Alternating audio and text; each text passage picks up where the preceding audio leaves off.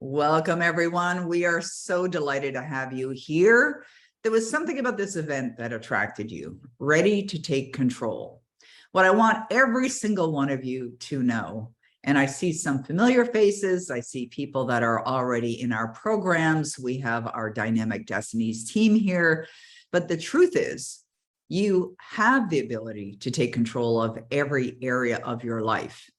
And my wish for you is that you do, and that you make some decisions, some positive decisions that will actually put you on the trajectory for the results that you desire, whatever they are, whether that you have goals for finances, whether it's a business goal, a personal goal, thing goal, whatever the goal happens to be. What we are here to do at Dynamic Destinies, and there's me, there's my team, Roddy, who you heard from before we began.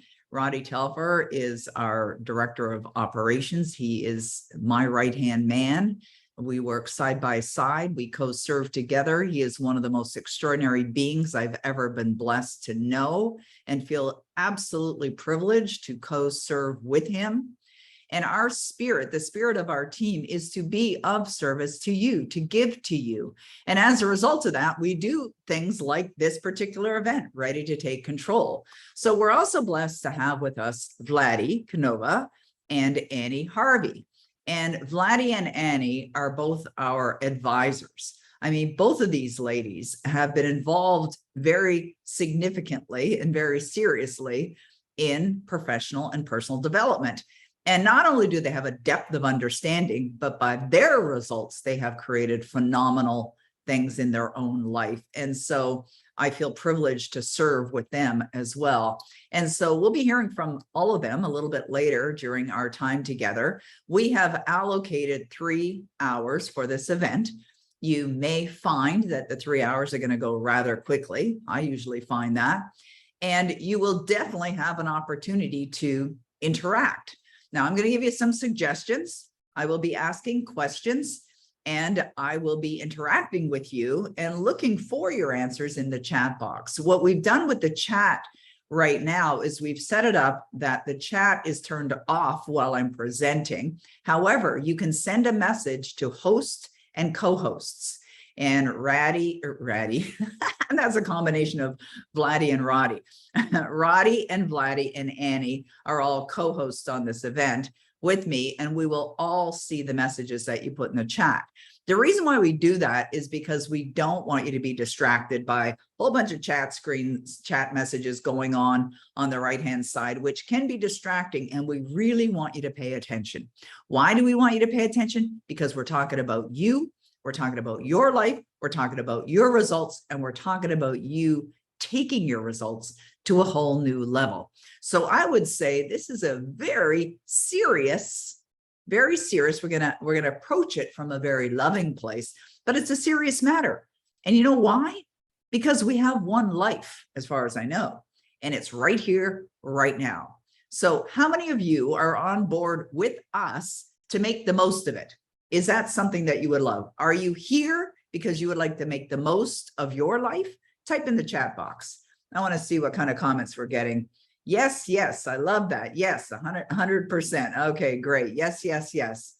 Beautiful. Well, there was no other answer I was expecting besides that, but you never know. Okay, Patty says, I'm working toward my goal. Well, Patty, I'll help you with accomplishing that goal, because when you're working toward your goal, it means you're not in the spirit of having that goal in your life. I'll talk about that later. It's a distinction that is very important.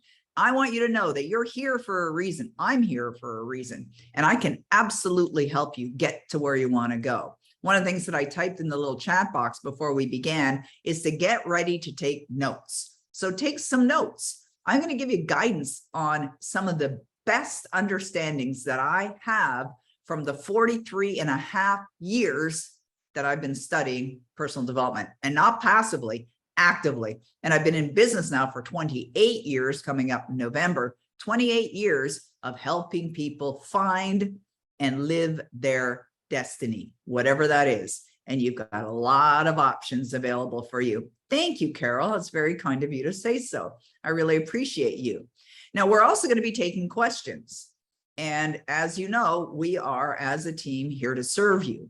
So if you have a question, you can certainly type it in the chat box, but please know that I will designate some time for questions. So if you can hold off, that would be great. Also, it may be likely that you're going to get your question answered as I'm going through the teaching. So absolutely, I have a presentation ready for you, and we're going to head right over there right now and dive in. So ready to take control.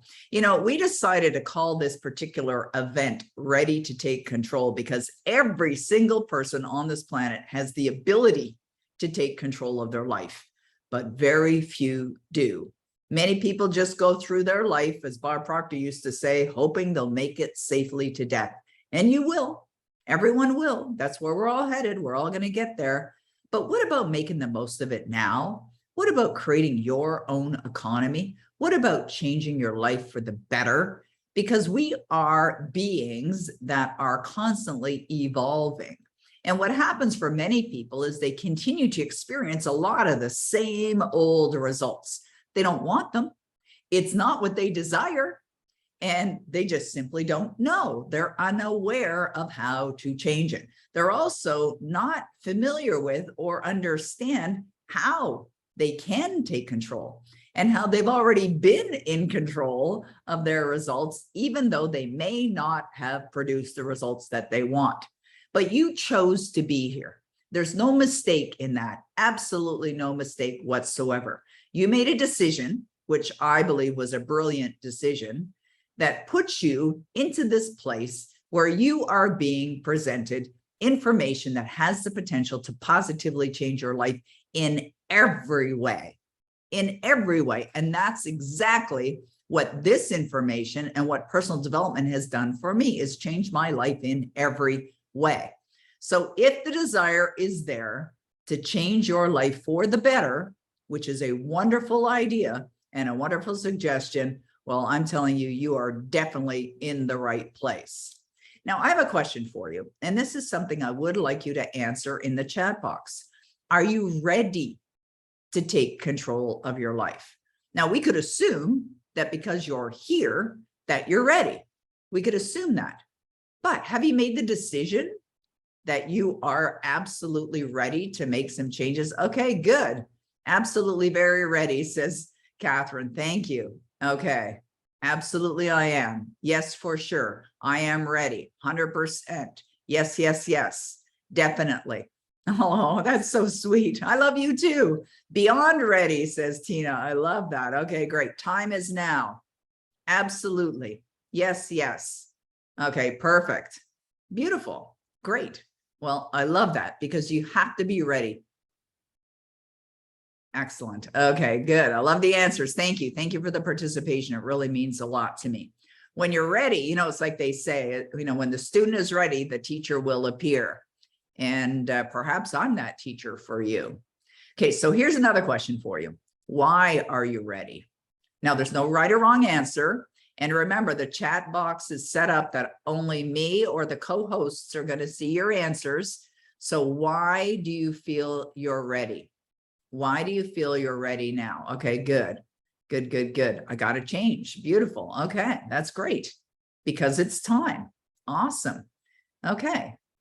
Seen most of it. Okay. The time is always now. So much to accomplish. Yes.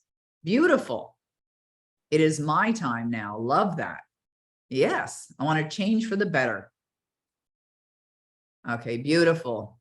The best is yet to come. You're absolutely right. I love that. When you decide the best is yet to come. I love what Melly wrote. Sick and tired of being sick and tired. Dissatisfaction. Beautiful. Okay. That's good. That's good. Dissatisfaction will stimulate growth. I love what Crystal wrote. She said, I want more free time. Absolutely beautiful. Absolutely beautiful. I want more free time. Yes, I love that, Jingying. I want to be more of who I am and make a contribution. I love that because it's now time to do it. Excellent. Okay, well, it seems like we've definitely attracted the right people with the right attitude.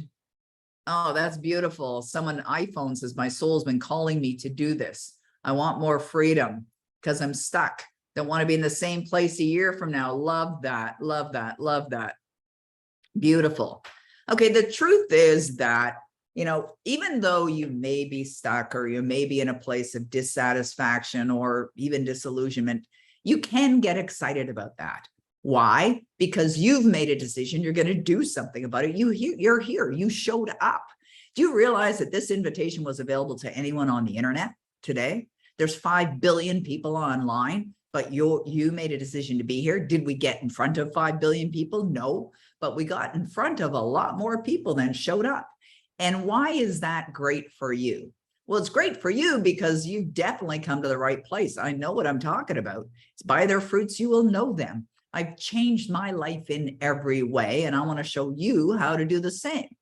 And ultimately, when you think about what the desires are, and I know Vladdy was inviting you to think about your desires before we started, but when you think about desires and think about what it is that you really want, what you're ultimately looking for is a feeling. So when we had a couple people answer that they're looking for more freedom, that's a very honest answer. And that's typically what people are desiring, is to feel better, to feel a sense of fulfillment. It's not like they want to have a whole bunch of pieces of paper with dead notables on them. They're looking to have financial freedom so that they can do what they want with whoever they want, whenever they want. And it's absolutely possible for you. If you're thinking it's not, I'm going to invite you to think again, because anyone can create their own economy. Anyone can build a phenomenal future, a future that's filled with everything that you desire. Every single person, no matter how old you are, no matter where you live in the world, no matter what has gone on before this moment in time, doesn't matter. Because you can begin at once in this moment to make some positive change. But I will tell you this, it's not going to stop at the end of this webinar. It's essential for growth that you get in the study and stay in the study. And not once in a while, but every single day. You must discipline yourself. But that should not scare anyone.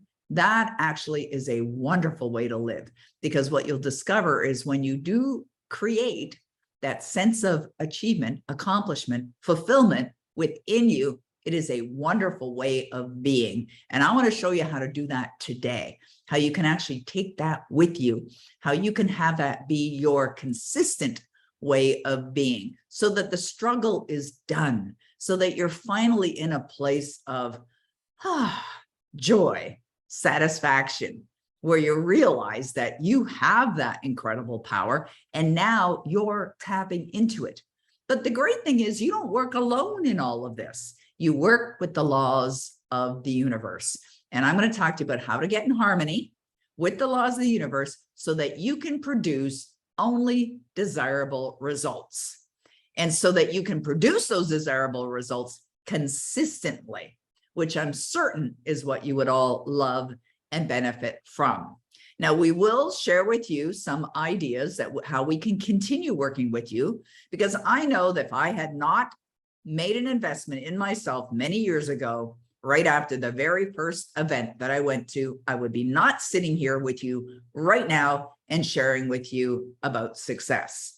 The reason why I'm blessed to live this amazing life that I live is because of the study, being in the study, consistently investing in myself, expanding my knowledge to the depth of understanding and applying it. So you must apply. It's not enough to just study or to know. Now, Napoleon Hill said, there is a difference between wishing for a thing and being ready to receive it. No one is ready for a thing until he believes that he can acquire it. The state of mind must be belief, not mere hope or wish. And open-mindedness is essential for belief. So if we look at this statement right here and what we're seeing in this quote by Napoleon Hill, there's a difference between wishing for a thing and being ready to receive it. Like a lot of people go about their life, hoping that something's going to change. And what are they expecting? They're expecting something outside of themselves to change. They're hoping that when that person comes along, or when that job comes along, or when they win the lottery, or when some other event occurs, that's going to make the change for them. That's going to make the difference. But the difference occurs internally before you ever experience it externally. So you've got to believe that it's possible for you to have whatever you want, even though you don't have to know how you're going to get it. You just have to believe it's possible. And if you don't believe it's possible, what you can do is believe in my belief, because I know it's absolutely possible. And so if you don't have the belief, that's okay. You can borrow my belief. Okay, there's my cursor is gone. All righty. Hold on here 1 minute, my friends. I got to get over to, oh my goodness. This is an interesting experience. My cursor has completely disappeared. Okay, excuse us for our temporary, there we go. It's back. Thank you, cursor, for coming back and joining us. All right, so the state of mind must be belief, not mere hope or wish. Now, belief is essential for manifestation. And I'll talk to you a little bit later about how to build a belief so that you can manifest anything that you desire. I love it.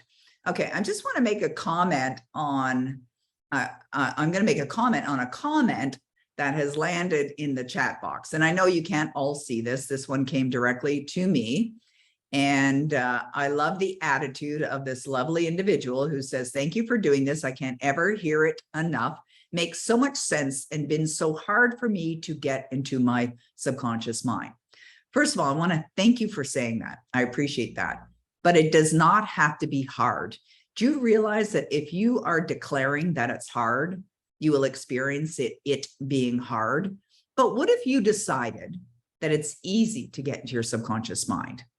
What if you knew that it's easy? I know it's easy. I can show you how easy it is. How would that feel knowing it's easy to get into your subconscious mind? You see, I'm getting into your subconscious mind right now. You're taking in information right now into your subconscious mind. You take it in through your senses, and it's easy to take it in through your senses. And I want to show you how you can direct specific ideas and thoughts that will only support you, all right? And how you can plant those ideas into your subconscious mind so that you can easily produce the results that you want. None of this, none of you taking control, none of you having the opportunity to create your economy is difficult. None of it is. If it was, I wouldn't be doing it. All right. So please know and understand that it's absolutely easy. And I'm going to show you the way if you'll allow me to. Now, I have a question for you. Do you know what it takes to be in the top 1% income earners in the world? Are you familiar with how much you would need to earn to be in the top 1% income earners of the world? And frankly, do you want that? Is that something that you desire? Now, I'm going to tell you something right now. As I ask the question, do you want it?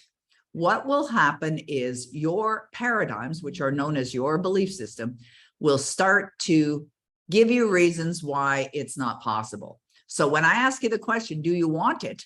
Do you want to be in the top 1%? What'll happen for some people, maybe not all, but for some people is they'll start to think, what do I want that for? Oh, that's just evil, or that's being greedy. That's old paradigms. It's an old way of thinking. Having abundance gives you freedom. Now, I'm not saying that, and you may be surprised on what it actually takes. I have a chart for you in a minute. You may be surprised on what it does take to get into the top 1%. My question is, would you like it? Is that something? Yeah. Okay, good. Beautiful. Okay, great. All right, good. I want it. Yes. Okay, great. Yes, yes. All right. Now that's interesting, Lily. That's an interesting answer. Just ask yourself, would I love to? Just a yes or a no. It's a simple yes or a no answer. Now I would expect it would be a yes answer. If you'd, oh, beautiful. I love that, Danielle. Okay. Now that's interesting. Why would you want to be in the top 20%, not the top 1%? You can be in the top 1%. Every one of you, every single person on this call can be in the top 1%. Absolutely. I love that, Susan. Okay, good, good. All right. Every one of you can accomplish that. It's just you have to decide if that's what you want. Now, here is an example. I found this online from Bloomberg that shows the annual pre-tax income threshold to be in the top 1% of income earners. So it's different in different countries. So it's different in Canada than it is in the United States. It's different in the UAE. It's different in the UK. But this is essentially what it takes. So if you're in India, to be in the top 1% income earners, it's $77,000 a year. If you're in China, it's $107,000. If you're in Italy, it's $169,000. If you're in Brazil, it's $176,000. If you're in Canada, it's $201,000. South Africa, $188,000. France, $221,000. Australia, $246,000. The UK, $248,000. Bahrain, $485,000. Germany, $277,000. US, $488,000. Singapore, $722,000. And UAE, $922,000. So this is also based on population and what the average income earning is in those countries. Now, I know I'm in the top 1% in the world. And that's really what I wanted to ask you. Would you like to be the top 1% income earner in the world? Because it's possible for you, earning even more than the 1% income earners in the UAE. And if that's something you would love, then keep listening because I can help you get there. All right. Now, having abundance in your life, what does that mean for you? All right. What does that mean for you? When you have abundance and you're in the top 1% income earners in the world, what does it mean to you or for you? Type in your answer, please, in the chat box. Does it mean freedom? For many people, it means freedom. Yes, there we go. Okay, that's the end. The answers are coming in. Yes, healthy, fulfilled, free time. Help my kids. I love that, Cindy. That's beautiful. Happiness, fulfillment. Okay, now the answers are just flying in. I love it. Okay, joy. I like that, Mena. You can buy anything. A state of calm. Absolutely. Okay, so what are we hearing right now as we're hearing these answers? What you're hearing are emotional states. Okay, emotional states. Could you, okay, here's a question for you. Could you feel these emotions and imagine that this is already your result? Could you feel that right now? Could you? Of course. Of course. All right.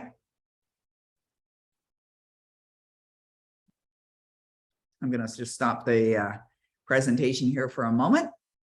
Okay, good. I like that, Mena. She said she's doing it. Okay, here's what I want you to do. Okay, Michelle's having goosebumps. I love that. Okay, good. What I'd like you to do is I want you to close your eyes just for a moment. Everyone, close your eyes. I'm going to go to gallery view so I can see you guys and see that you've closed your eyes. Close your eyes. Okay.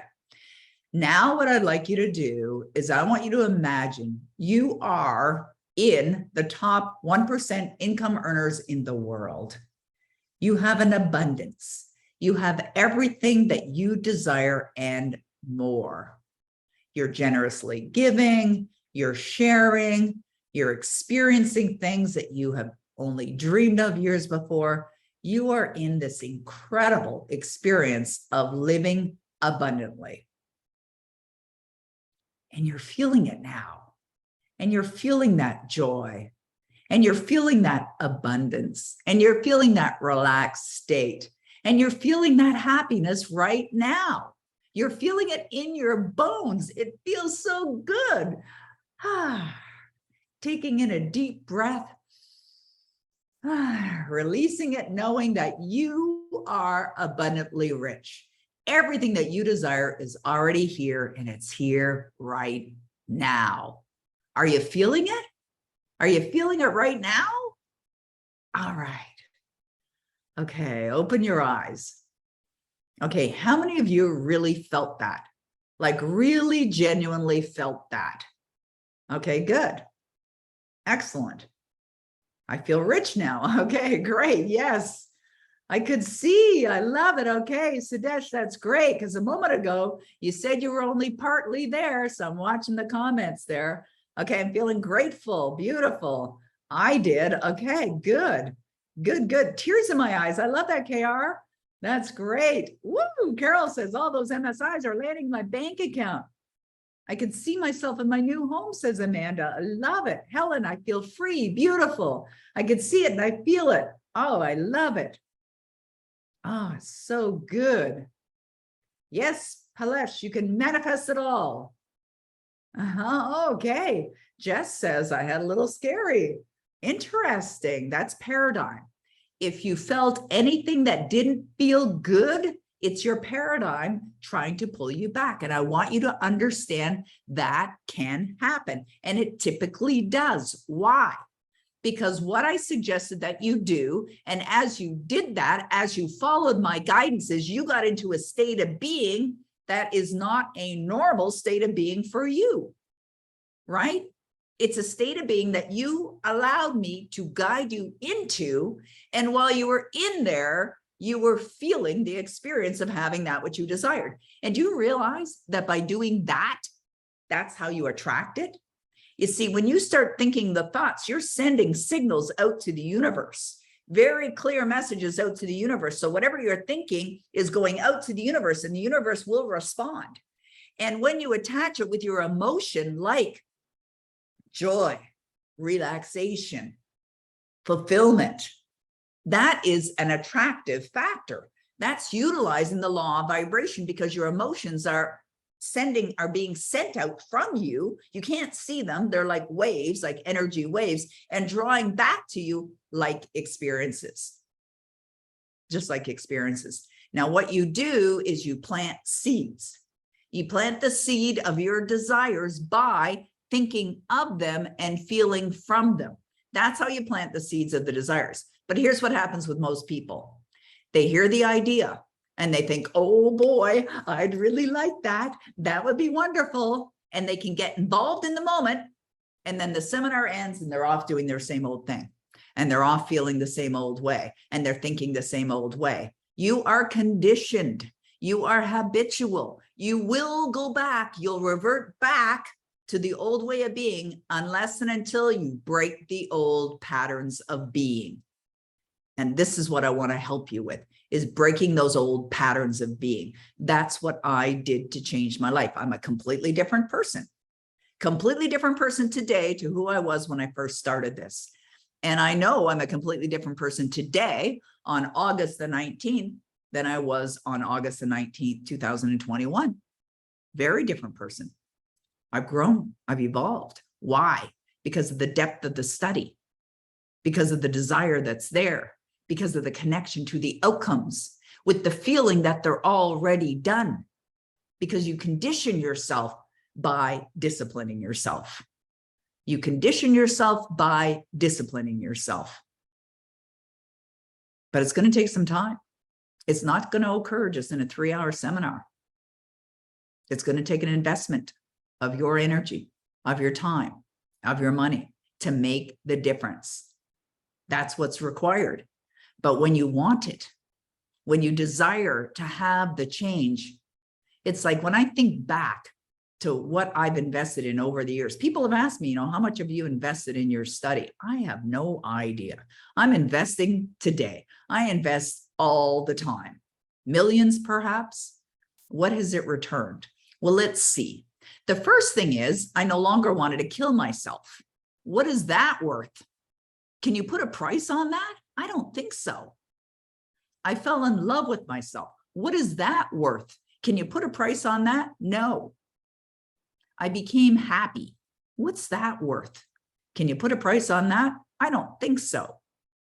I attracted the most amazing man who I married. What is that worth? Could you go to a store and buy a happy marriage? Nope. But if you could, what would you be willing to pay for it? It's so incredibly rewarding. I am not bragging. I'm not. I just want to help you. I want you to understand what's really required to make the change. I can't do it for you, but I can certainly lead you there. I can show you the way.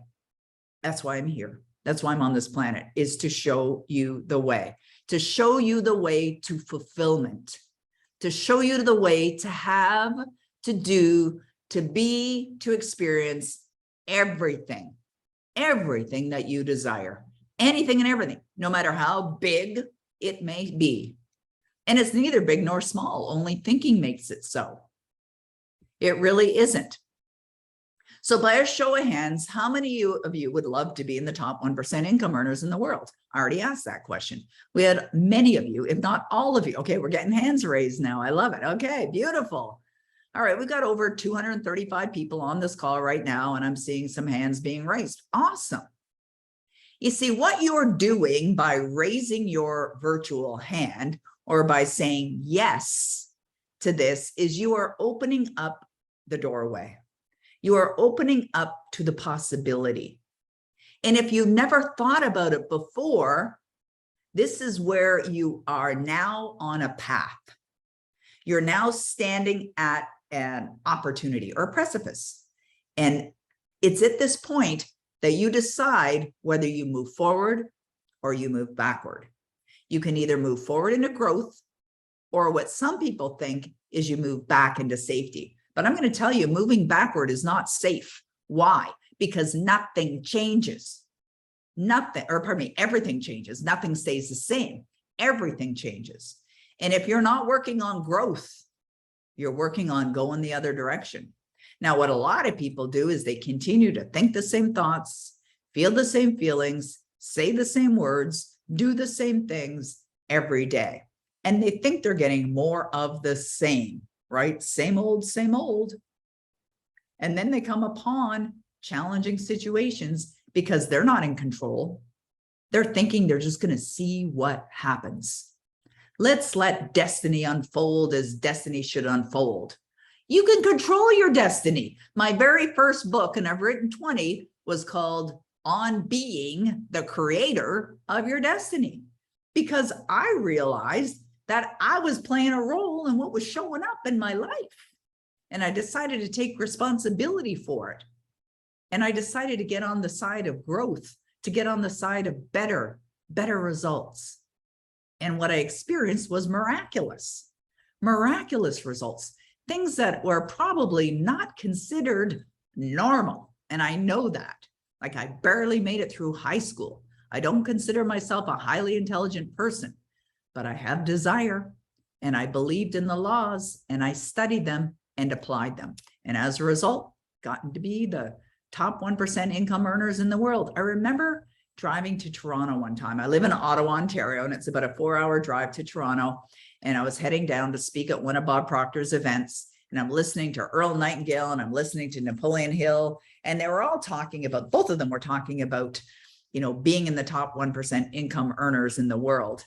And I called my husband from the car. This is going back a number of years now. And I said to him, my husband's very analytical. He has a great mathematical mind. If you said to him, if you took the number 1,842 and divided it by 17, what would it be? He'd probably give you the answer like that. I mean, he's got this incredible mind. I would grab a calculator to get that answer. So I called Denny and I said, I'm just listening to these audios as I'm driving, and they're talking about the top 1%. I don't even know what that is. So I said, am I in the top 1%? And he was like, honey, I don't even need to look it up. You're in the top 1% income earners in the world. I was just asking if I was in the top 1% income earners in Canada. And so then he, got online and started finding some stats and was sharing them with me. And you think about a girl who was raised in a very abusive environment and barely made it through high school, did not have any formal education, to go on and create like a multi-million-dollar business, to become a millionaire, to be happily married. When I watched my parents, and they weren't the model that you'd want to follow. And I'm just saying that a lot of people believe that the reason why they are where they are, or because they have the results, is because of, and they'll point to all those reasons why. well, it's so-and-so's fault, or it's the economy's fault, or it was the recession, or it was the COVID, or, you cannot give away your power. This is part of taking control. You give away your power to something outside of you. Do you realize that there were people that were thriving during COVID, earning whacks of money, more money than they ever did? That's because of consciousness. That's because of the belief system that they chose to adopt. And as a result, continue to produce great results. I know there were people that were affected during COVID in a very unusual way. People's businesses that had to change, like completely change. But the opportunity for anyone and everyone to build a new model is available. It's like Buckminster Fuller says, you don't try and create a new model. You make a new model that makes the old model obsolete. And we think about new model, we think about you and what you desire. You have to create a new mind, a new consciousness. And the consciousness must be a match for what you desire. Now it gets a little tricky. And the reason is because of the way you've been conditioned, because of the way that you are involved in habits. But I'll show you how to change that and how to change it quickly and easily and rapidly. Well, rapidly is quickly. So out of those who would love to join the ranks of the top income earners in the world, how many of you would love to have it be easy? How many of you, type in the chat box, would you love for it to be easy? You see, one of the reasons why people don't say yes to opportunities is because they build a belief that it's going to be hard. But what if I told you that it's not hard and that anyone can do it? Yes, okay, I'd love it to be easy. Beautiful, excellent. Easy street, of course. Okay, great. Easily and gracefully, I love that, Carol. Beautiful. Okay, the desire is there. I'm seeing that the desire is there. I love that. I'm earning money easily. Beautiful. I choose ease, says Lisa. Good for you. And that's what you will create. You have to choose it. You have to choose for it to be easy. You see, if you have a belief it's hard, or you have a belief that it's going to be really difficult for you or that it can't be done, then that's true. That's right. What you believe is true. It's like Henry Ford was known to have said, if you think you can or you think you can't, you're right. You see, we guide people through a program called MSI Entrepreneur, where we show people how they can join the ranks of the top income earners in the world, and they can do it from the comfort of their home. And you don't even have to have an idea. But what you do have to have is the desire. You absolutely must have the desire. And that is the starting point. And as Napoleon Hill said, it's the starting point of all riches, is having the desire. So if you have the desire, we can definitely show you the easy way. Just last evening, I received an email to let me know that I'm being given an award. And there's a conference coming up in a few days, or a few weeks actually, where I'm being given an award for joining what's called the 2 Comma Club. And that's for individuals who have generated revenue online through one funnel. And I think you can ask Roddy, but I think we have about 283 funnels. But it's people that have generated more than $1 million in one funnel of their funnels. It's people that are ClickFunnels clients. And so I received an email last night to say I was, awarded. And I'm thinking to myself, and I was talking to Roddy about this the other day and thinking, I really believe that if I can do it, anyone can do it. Like if I can generate millions of dollars in revenue coming from where I came from, and here I am, 63 years old, 64 in a few months, a grandmother doing this, non-technical. I am not technically inclined. I have some knowledge and I know where to go to get the right people or to put the right things in place. But if the desire is there, and that's what it was for me. You see, I chose to be in the top income earners because I was a single mom and I wanted to provide for my son and have him live, and both of us live an amazing, relaxed life. I was driven to make a positive difference in the world and provide for my family. My family is my priority. Priority number one. I wanted my son to go through private school, and I put him through private school as a single mom. I wanted my son to be comfortable as a young adult, and I helped him and contributed to him. Now he's driven and he's going for it. He's doing some things, but when they had a baby at a young age, I told him, don't you worry, you can stay in school and you do not have to struggle.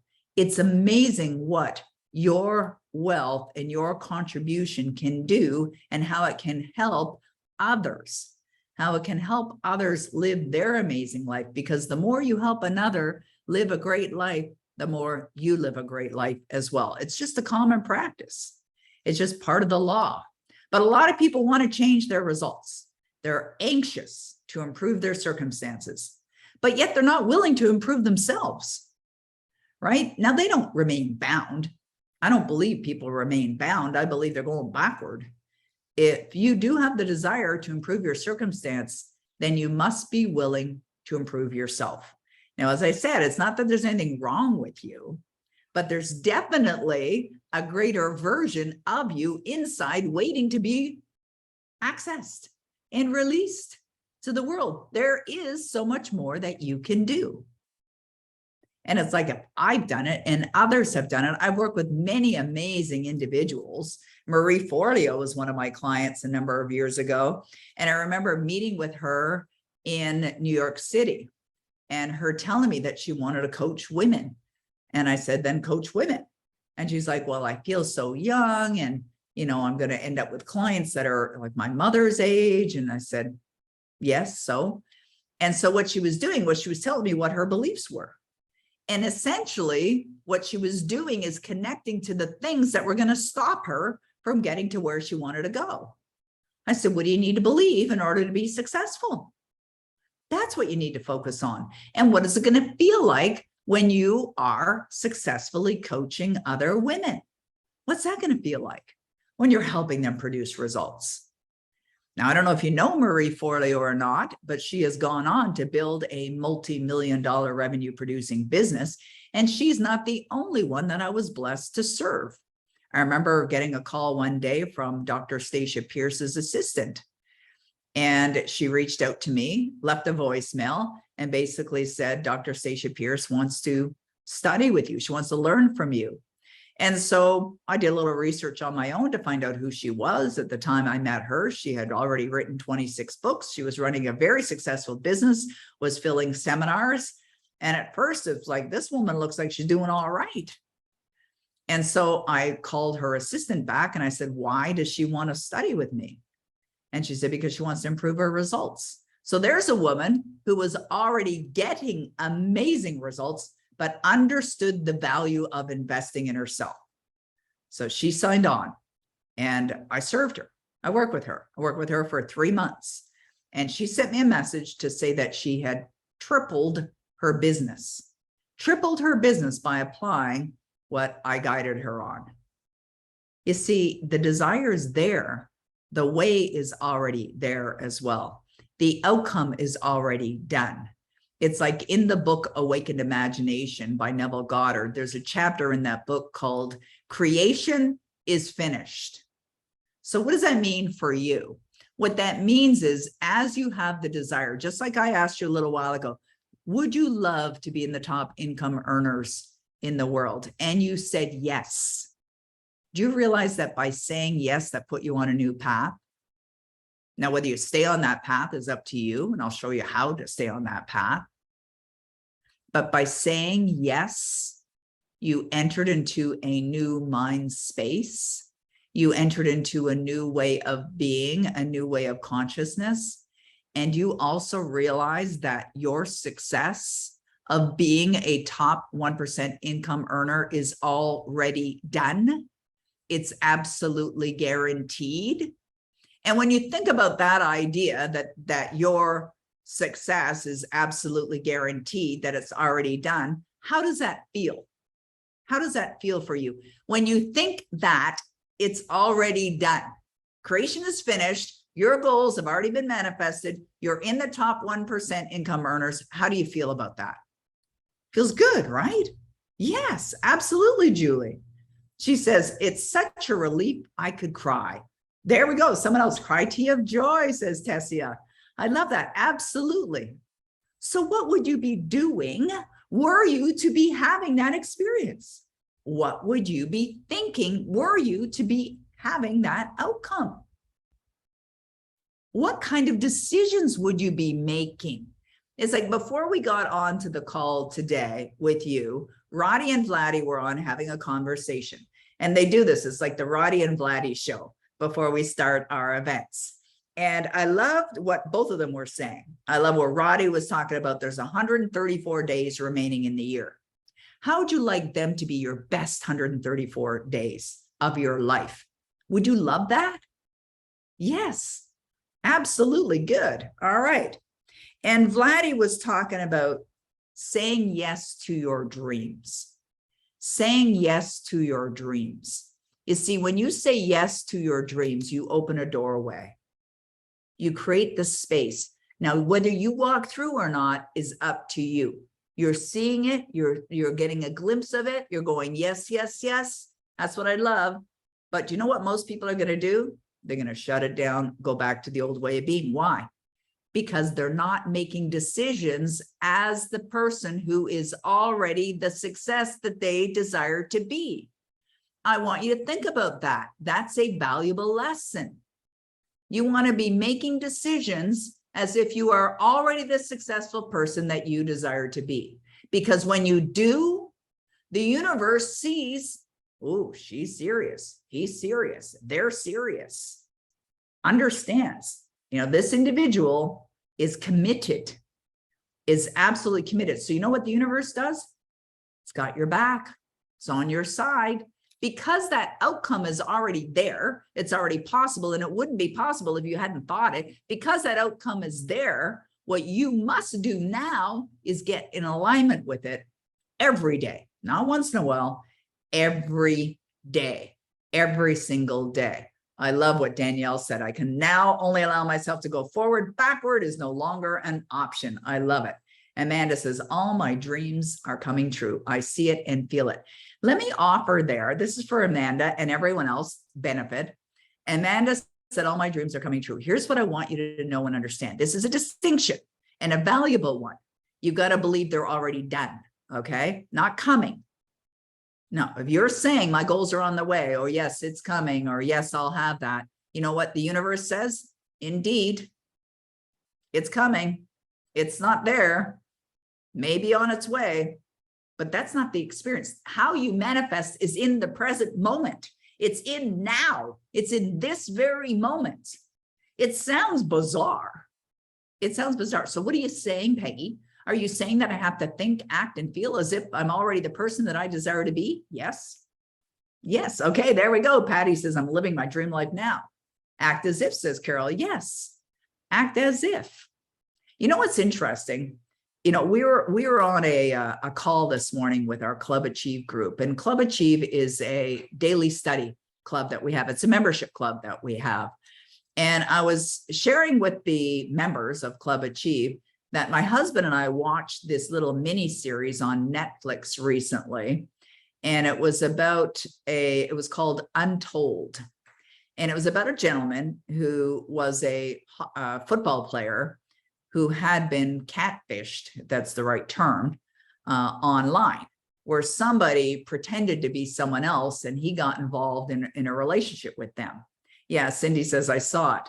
It was very well done, very well done. But here's my point. And Carol's comment actually reminded me of this, because Carol said, act as if. And I love that she shared that, because the truth is when you act as if, which means you feel as if, it feels vividly real, right? You want to feel as if your experiences are vividly real to your senses. You're seeing it, you're feeling it, you're tasting it, you're touching it. You want to feel it as if it's vividly real. And the more you do that, the more real it will be and feel for you, right? So in this particular show, which is based on a real life story, there's a gentleman who pretends to be a woman. And part of what he does in this catfishing example is he makes phone calls and leaves voicemail messages for this football player. And even though it's a man leaving the messages, he sounds like a woman. And so Dr. Phil ended up having this gentleman on his show. And he said to this gentleman, he says, I want you to do the voice. Like, show us right now that you really are that voice. Like, you can sound like a woman. And he said, I don't know if I can do it right now. And Dr. Phil had some studies done where he brought in specialists to analyze the man's voice when he was speaking as a man and the man's voice when he was speaking as a woman to determine, is it the same person? And what Dr. Phil said is there's a 1 in 10 million chance it's the same person. So what Dr. Phil's saying is it's not you. And he's saying it's me. There was no one else complicit in this whole hoax. It was all me. That's what the guy was saying. It was all me. So then he said, let me show you. And he needed to go sort of behind a curtain and enter into the spirit of this female voice. And while he was behind the curtain, Dr. Phil started recording him. And he said, like, he read one of the voicemail texts that he had sent, one of the voicemail messages that he had sent. He read it in the voice of the female, right? He read it in that voice. And it was like, wow, it was her. He was her. And so what he did, what this gentleman did was he created the persona of another being, pretending to be someone who he wasn't. Now that's act as if effective style. Actors do it, right? We see actors. I remember seeing Sir Anthony Hopkins was interviewed on the Oprah Winfrey Show. Now, if you know anything about Anthony Hopkins and some of the roles that he's played, you know, he played Hannibal Lecter, Silence of the Lambs, a scary movie, a scary part. And there was, you know, sequel. There were a couple other movies as well. Phenomenal actor, absolutely phenomenal actor. Oprah asked him this question. Oprah said to Anthony Hopkins, when you finished filming Silence of the Lambs, did you have any challenge with stepping out of that character after the filming ended? And he said, absolutely. Because a great actor, Academy Award winning actors will get into the energy of the person, of the role that they're playing. And they will win awards because they're so believable. They're so believable that you're like you're scared. I mean, how many were scared of Hannibal Lecter? Right? He was scaring the pantyhose off me. Now, why? He was doing a great job. Now, that's really, Carol said, act as if. That's really what you do, is you act as if you are already the person that you desire to be. And as Vladdy says, you make decisions as that person. You don't make decisions as the previous version.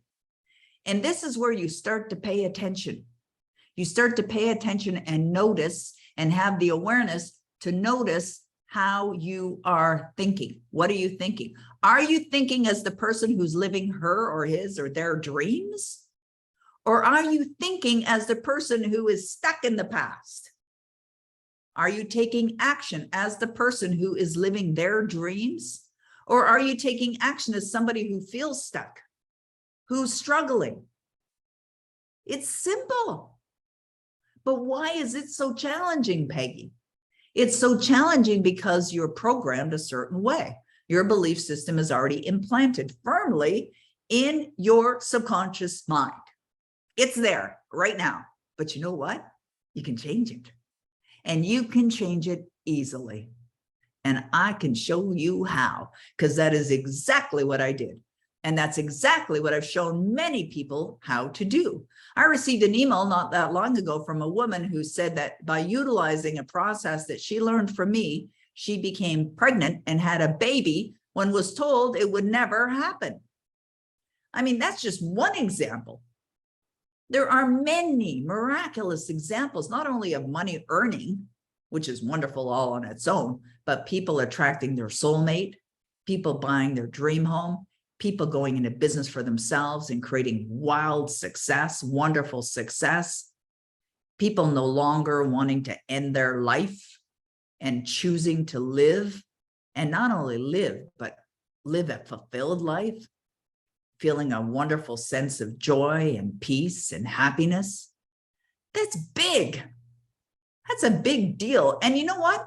It's not that we all want stuff, you know, that we want the nice car, or we want the nice house, or we want the money to buy whatever we want. What we're all looking for is an emotional experience. And you realize that you can have that emotional experience like that right now. I invited you to do so not that long ago, less than an hour ago. And you know what? You did it. And you realize by getting emotionally involved in your outcomes, feeling as if and knowing as if they're already done, this is the way to manifest anything and everything that you desire. It is. Sounds simple enough. Well, there's going to be some challenges along the way, unless there isn't. But for many people, there are. Why? Because it's not the way they're programmed. It's not the way they've been thinking. It's not the way they've been conditioned. So you have, even at the age of 60, yeah, I'm 63, 64 this year. So when people say to me, you know, is it too late for me? And I've had emails from 90 some odd year old people, 80-year-old people, you know, is it, you don't look 70, from, you know, many people that are elderly. And they ask me, is it too late for me? And here's what I say. Are you breathing? If you're still breathing, it's not late for you, baby. It's not late. There's still a chance, right? There's still a chance. Beautiful. I like that. Okay. Oh, look at that. Got a bunch of 70 some odd year old people on our call. I won't say who they are. All right. Good, Linda. I like that. Okay. Perfect. Let's go back to our presentation here. Are you guys loving this? Yes, yes, yes. Okay. Great stuff. Beautiful. Thank you. And never better, going as better than ever. I love it. Okay. Okay. So there is only one thing standing in your way. Do you know what that is? Okay. This is a good question. Let's get some answers in our chat box. What is the one thing that is standing in your way? Yeah. You guys have been on my seminars before, haven't you? Okay, so you may not all see the answers, but they're all pretty much the same. Me. That's, well, it's not me, but it's you. I'm certainly not standing in your way. I'm going to be here to pull you over to the other side. That's right. Okay, good. My paradigm, working on myself. Okay. Yes. Okay. Fear. Yes, that's right. I mean, they're all right answers. My thinking. Yes. That's absolutely true. Distractions, only if you allow them to be. There's nothing standing in your way. There's nothing, absolutely nothing standing in your way. Nothing. I was hoping to see that answer, actually. Maybe it's there. Vladdy, Ronnie, and Annie probably wrote that down, right? I love it. Okay, there's nothing standing in my way, says Michelle. Yes, that's right. Nothing standing in your way. You got that right. Okay, cool. I like this. Gabriella, thank you for writing that there. Nothing but my thoughts and your feelings. All right, and your feelings. That's right. So there is nothing standing in your way. I often say to people, if you want to know what's standing in your way, go look in the mirror. If you want to know who's going to help you get to where you want to go look in the mirror. It's the same person, right? It's the same person. You know, years ago when, not even that long ago, actually, I think we even did this at our last seminar. I would bring mirrors, you know, to my events, these little, you remember that, Tootie? I see you laughing there. These little mirrors, and many of you have probably heard me share this before, but it's definitely worth repeating. And I bring these mirrors to events and I put them on the chair in the ballroom. And then when I get on stage, I would say to the audience, I'd be talking about prosperity consciousness and creating prosperity in your life. And I'd say, you know, there's a test. There's a test that we can do that can help determine if you are destined for prosperity. And it's a simple test and we can all do it. And so I suggested to everyone in the audience to stand up and grab their mirror. And what I said to them, I said, if you're willing to do the test with me, we'll do it right now. So they're like, yes, yes, I want to see if I'm the one that's destined to have prosperity in my life. It's like, okay, all right, take the mirror and put it just about an inch away from your mouth and go like this. And if you fog the mirror, you're destined for greatness. You're destined to be wealthy. You're destined for abundance. Now, granted, who can fog the mirror? Everyone, right? Yeah, everyone can fog the mirror. There isn't a person in the room that cannot fog that mirror. There's nobody that can not fog that mirror. But you know what's fascinating? I asked the audience, I said, how many of you were able to fog the mirror? You know, raise your hand. And do you realize that there were people in the room who said they couldn't fog the mirror? They said they couldn't do it. I mean, that's how stuck people are. They think that they can't fog a mirror. Of course, anyone can fog a mirror, but their beliefs are so strong that what happens, and this is what the challenge is when your beliefs or your paradigms are so strong, you won't see opportunities when they're right in front of your face. You block them out. Your subconscious mind will absolutely block them out. But you know what's fascinating on the other side of that coin? When you are in alignment with what you desire, you will begin to see the way. You'll see where the opportunities are. And as it's been said, everything requisite for the fulfillment of your goal will be attracted to you. You've got to believe it. And yes, it's a matter of believing the invisible. It's absolutely. But that's how amazing things happen. That's how these so-called things called miracles happen, is because they're believing in something that they can't see. And that can be a challenge for some people.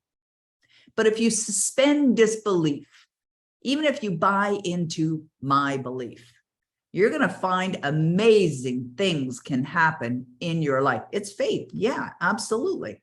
What's the secret, Peggy? You got to believe. Now, you must build the belief system. Now, here's how, since I love that I'm sorry, just saw Freddie's comment. That's a great one. I want to go back to Freddie's comment, actually. You know, Carol's comment in the chat box reminded me of, because she typed in, what's the way, Peggy? How many of you want to know the way? Yes. Okay, good. I would think all of you want to know the way. Okay. What's the way? You've got to build the belief. You got to build it within you, even though it may not be there now. How? By impressing it into your subconscious mind. How do you do that? Well, by actively engaging in your imagination. You must use your imagination. There was a quote that Roddy put on our Ready to Take Control page. I'm just going to bring it up right now. And this was a quote by Neville Goddard. And I'm just going to share the screen with you so you can see where I'm pointing to right now. So I'm over at the page where you signed up. This is the page that you registered to be on this event. And what Roddy did was he put a few of these quotes here on the page, some very valuable quotes. One of them is by Neville Goddard. Feeling is the secret. The time it takes your desire to be fulfilled is directly proportionate to the naturalness of your feeling of already being what you want to be, of already having what you desire. That's the secret right there. You've got to feel it naturally. However, if you're not feeling it naturally now, because that's not what you've been experiencing in your life, can you create the feeling of naturalness within you? Yes. How? How do you do it? You speak things into existence, says Oneka. Absolutely. I like what Michelle wrote, imagination, the most powerful nation in the world. That's absolutely right. You use your imagination. But the feeling of naturalness comes from, thank you, Marina, repetition. The word was just about to come out of my mouth and she typed it in the chat box. It comes from repetition. Space-time repetition. Thank you, Connie. Thank you, Michelle. Yes, changing your vibration. Definitely. Absolutely. Now, how do you do that? You get disciplined. You must be disciplined.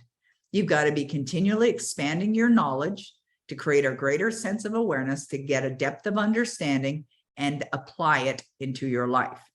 Now, earlier I mentioned that there was a comment that Freddie wrote in the chat box that I wanted to come back to. And Freddie wrote, "We are in a prison, but we also hold the key." When I first met Bob Proctor in January 1979, which was a number of years ago now, and I sat in his seminar, he quoted Vernon Howard. And he said, "You cannot escape from a prison unless you know you're in one." Now, the prison is your way of thinking. It's the paradigms that you're currently involved in.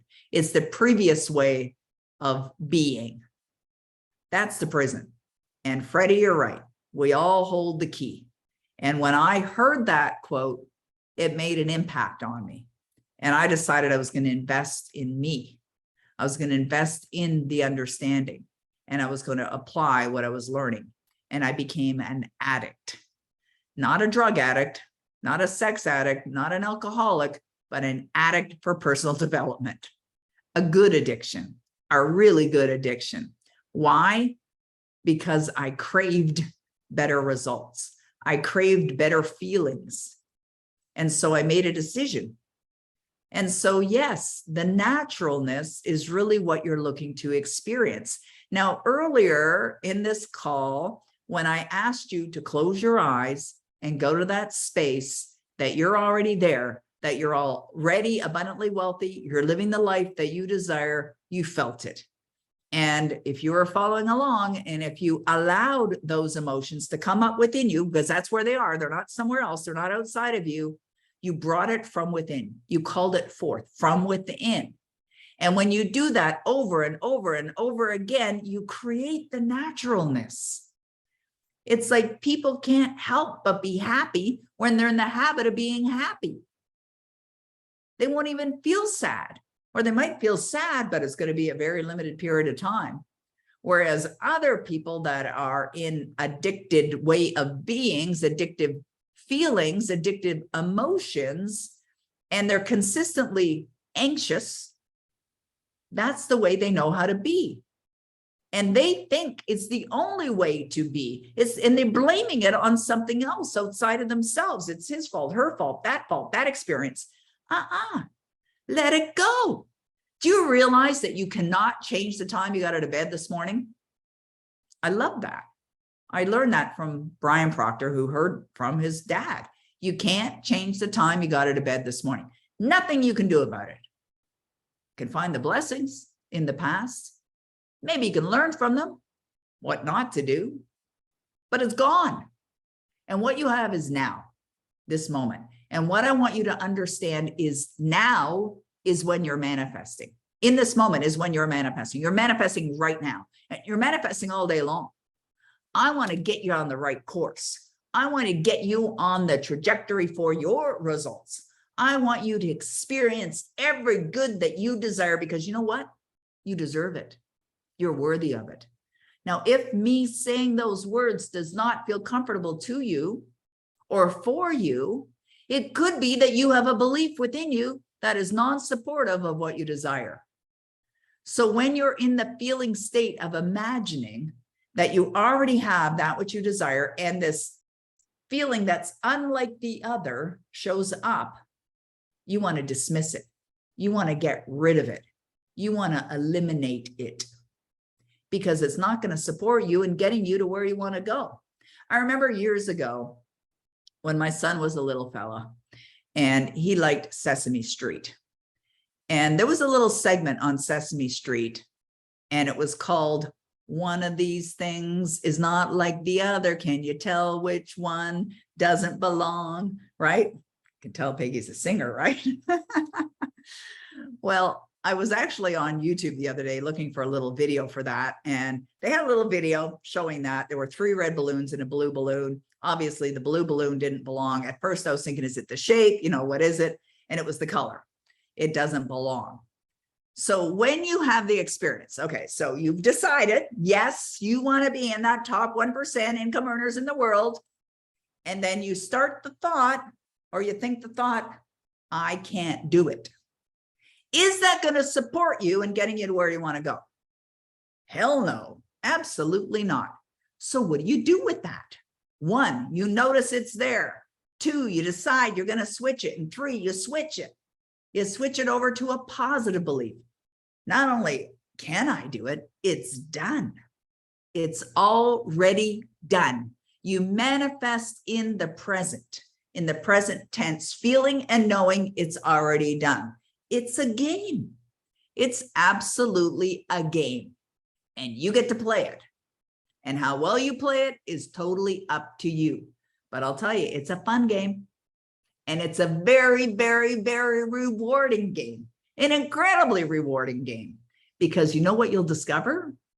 When you start manifesting your desires, you realize, wow, I can do anything. I can manifest anything. You just start to think, what would I love? What would I love? What would I love? Where do I want to go? What do I want to do? What do I want to experience? And you can manifest anything, no matter how big or how small. You just decide. And then you go straight into the feeling state and you feel it knowing it is already done. Magnificent, isn't it? Doesn't that feel good knowing that? Yeah, baby. It does. It feels great. It's a game. I love it. Okay. Let's go back to my presentation. I'm going to open up for questions in a little while. If you have some, I will definitely get to that point in our presentation. So my prison break, and it's kind of interesting that Freddie wrote that comment in the chat box when this was my next slide. So we're definitely in harmony today. You know, my prison break occurred in January 1979.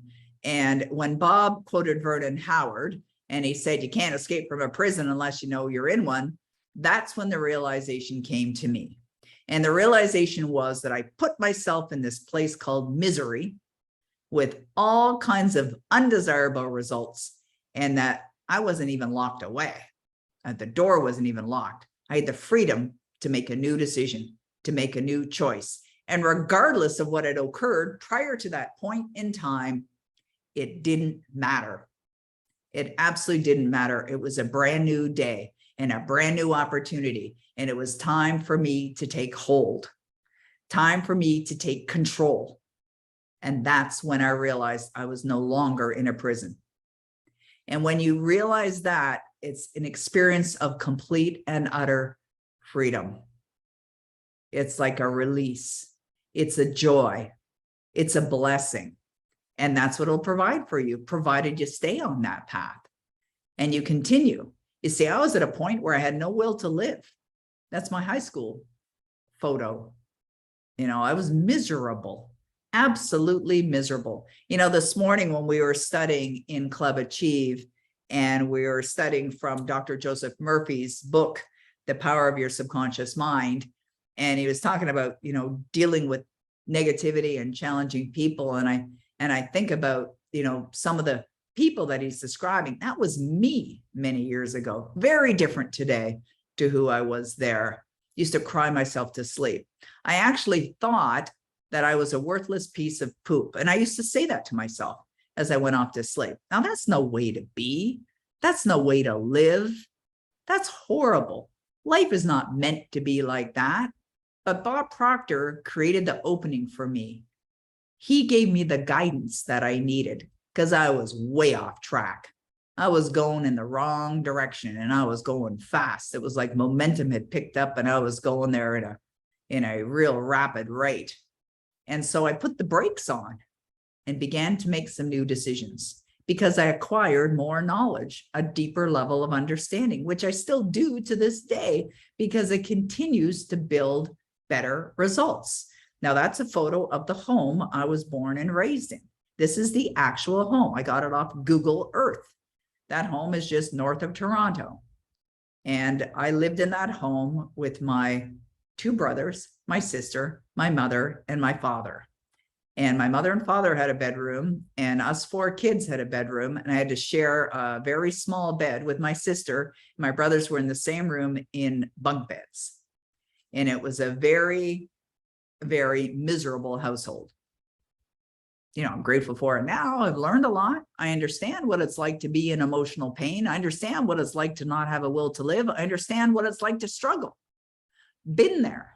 I remember going to school, embarrassed by the way I looked, by the clothes. I was dirty. I remember one time being in a seminar about 30 years ago, and the speaker on stage had said, okay, I want you to close your eyes and go back in time to the 5-year-old version of you. And I want you to look down at your feet. What do you see? I saw dirt.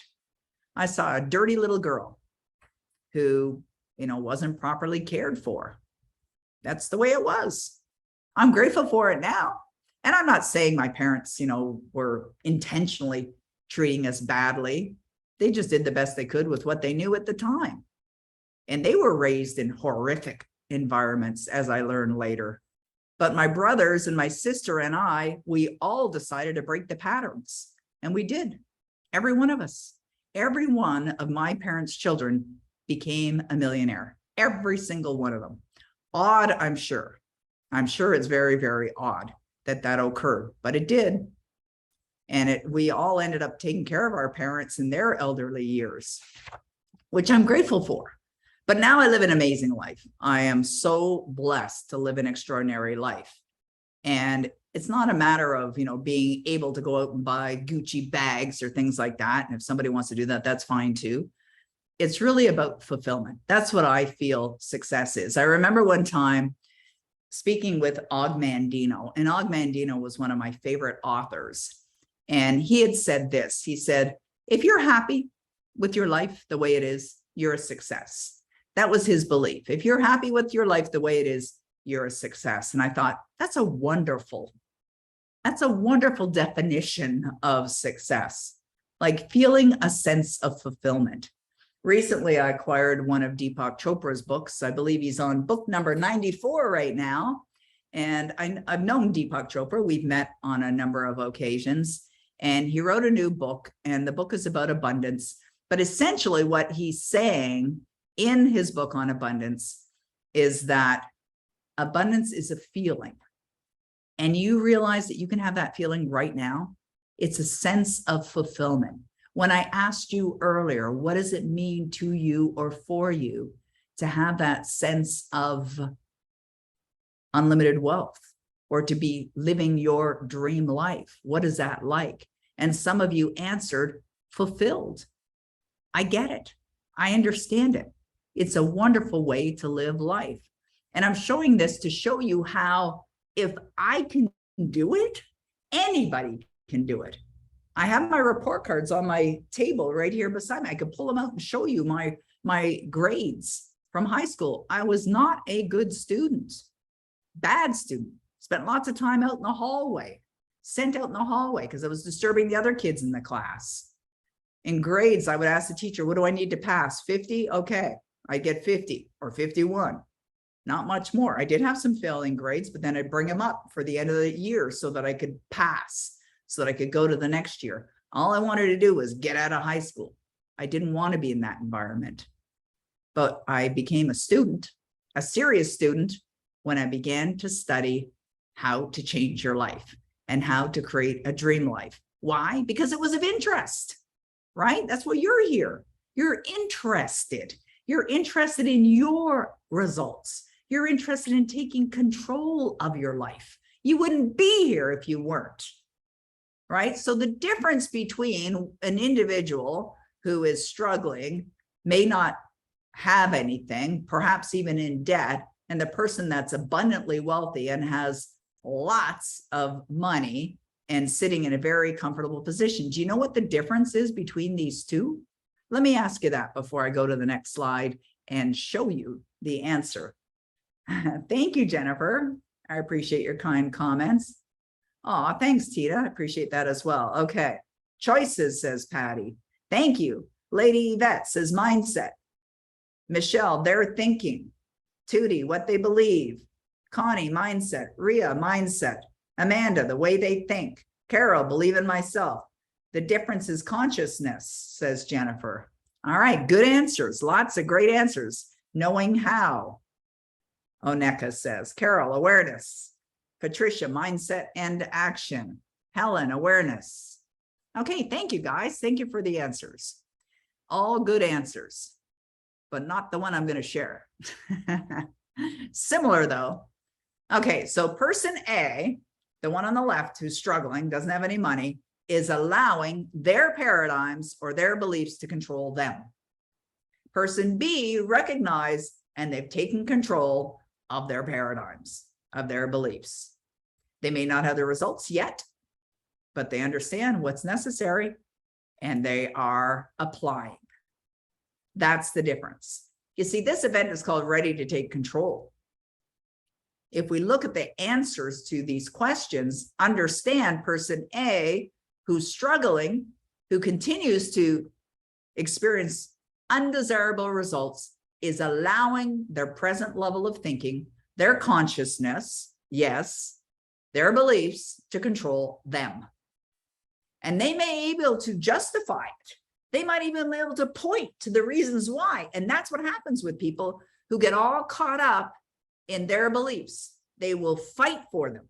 Some people will die for them, right? Because they say, well, that's why it is the way it is. That's why they continue to struggle. It's just the way it is. But person B recognizes, there's a better way. And I'm in control. And I can fog my mirror. And I can start today by making some positive changes in my life. I am perhaps at a point where, as we saw, one of the comments, or maybe you didn't see, but I saw, sick and tired of being sick and tired. That's a great state to be in, provided you do something about it. It's called dissatisfaction. Dissatisfaction can stimulate growth. It doesn't always, because there's a lot of people on this planet that are very dissatisfied and doing absolutely nothing about it. But then there's others, and I was one of them, dissatisfied with my results and decided and chose to invest in myself and take some action. And as a result, things changed. But know this, it's going to take some time. You got to do the work. It's fun work, absolutely fun work. It's like I was watching a video the other evening. I was sitting out in my backyard. It was a beautiful evening, and I was watching this video. And it was a video of Dr. Joe Dispenza, who I met many, many years ago. And I like his work. I like the way he teaches. And he was talking about one time he was getting ready to deliver a seminar. And this gentleman was, racing up to the stage. Somehow he had gotten in the ballroom, in advance. Maybe he found a door and managed to sneak in. And he's racing to the front of the room, and he's angry. You could just tell energetically he's angry. And he's racing up to see Joe. And Joe could tell by his energy, what he was feeling. And so this guy gets up to Joe and starts to ask him, like, why is my life like this? Like he's angry, right? He's upset. Why is my life like this? Or why are my results like this? And Joe said, are you doing the work? And then he started to go into the justification mode, which a lot of people do who are not getting the results that they want. Well, it's because of, are you doing the work? And he kept interrupting him and asking him, are you doing the work? Because if he was doing the work, he wouldn't be in there going, he wouldn't have been doing that. Because when you're doing the work, it's like that quote, you wait as the one who understands. Or this quote, infinite patience produces immediate results, right? What does it mean? It means that when you know that what you desire is yours now, and it starts in your consciousness, then you have that feeling now. It's in your life. It's in your life, because ultimately, what are you going for? You're going for a feeling. But if you have that feeling now, you've just manifested it. Infinite patience produces immediate results. And you wait as the one who understands. Wait as the one who understands. Do you understand the law of gestation? And the law of gestation decrees that there will be a period of time that's going to elapse before all things will manifest into form. There will be a period of time. But when you understand that, when you're working in harmony with the laws of the universe, when you are naturally feeling that you already are that person, you wait as the one who understands. Do you get that? You get that? Isn't that awesome? Yeah, good. I see a bunch of you writing that down. I'd be writing that down. It's a wonderful reminder. Yes. Awesome. All right. Woo, this is fun. I'm having a lot of fun. Okay, so you are ready for the next step. I know you're ready for the next step. You're absolutely ready. But let me ask you, are you ready? I'm thinking you're ready. Yes. I'm looking for 229 yes answers on my chat box. Okay. There we go. Woohoo! Beyond ready. I love that. Outstanding. It's so much fun to see this. Yes, yes, yes. Me too. I'm ready. Yes. Born ready, baby. Yeah, that's right, Vladdy. That's what I always say. 200%. All right, good. Awesome. Okay. We have more. We have more good stuff. Okay, so it is absolutely time for you to take control of your life. And my team and I, we want to show you the way. We absolutely intend on showing you the way. But you have to become very clear on what you would love. What would you really love?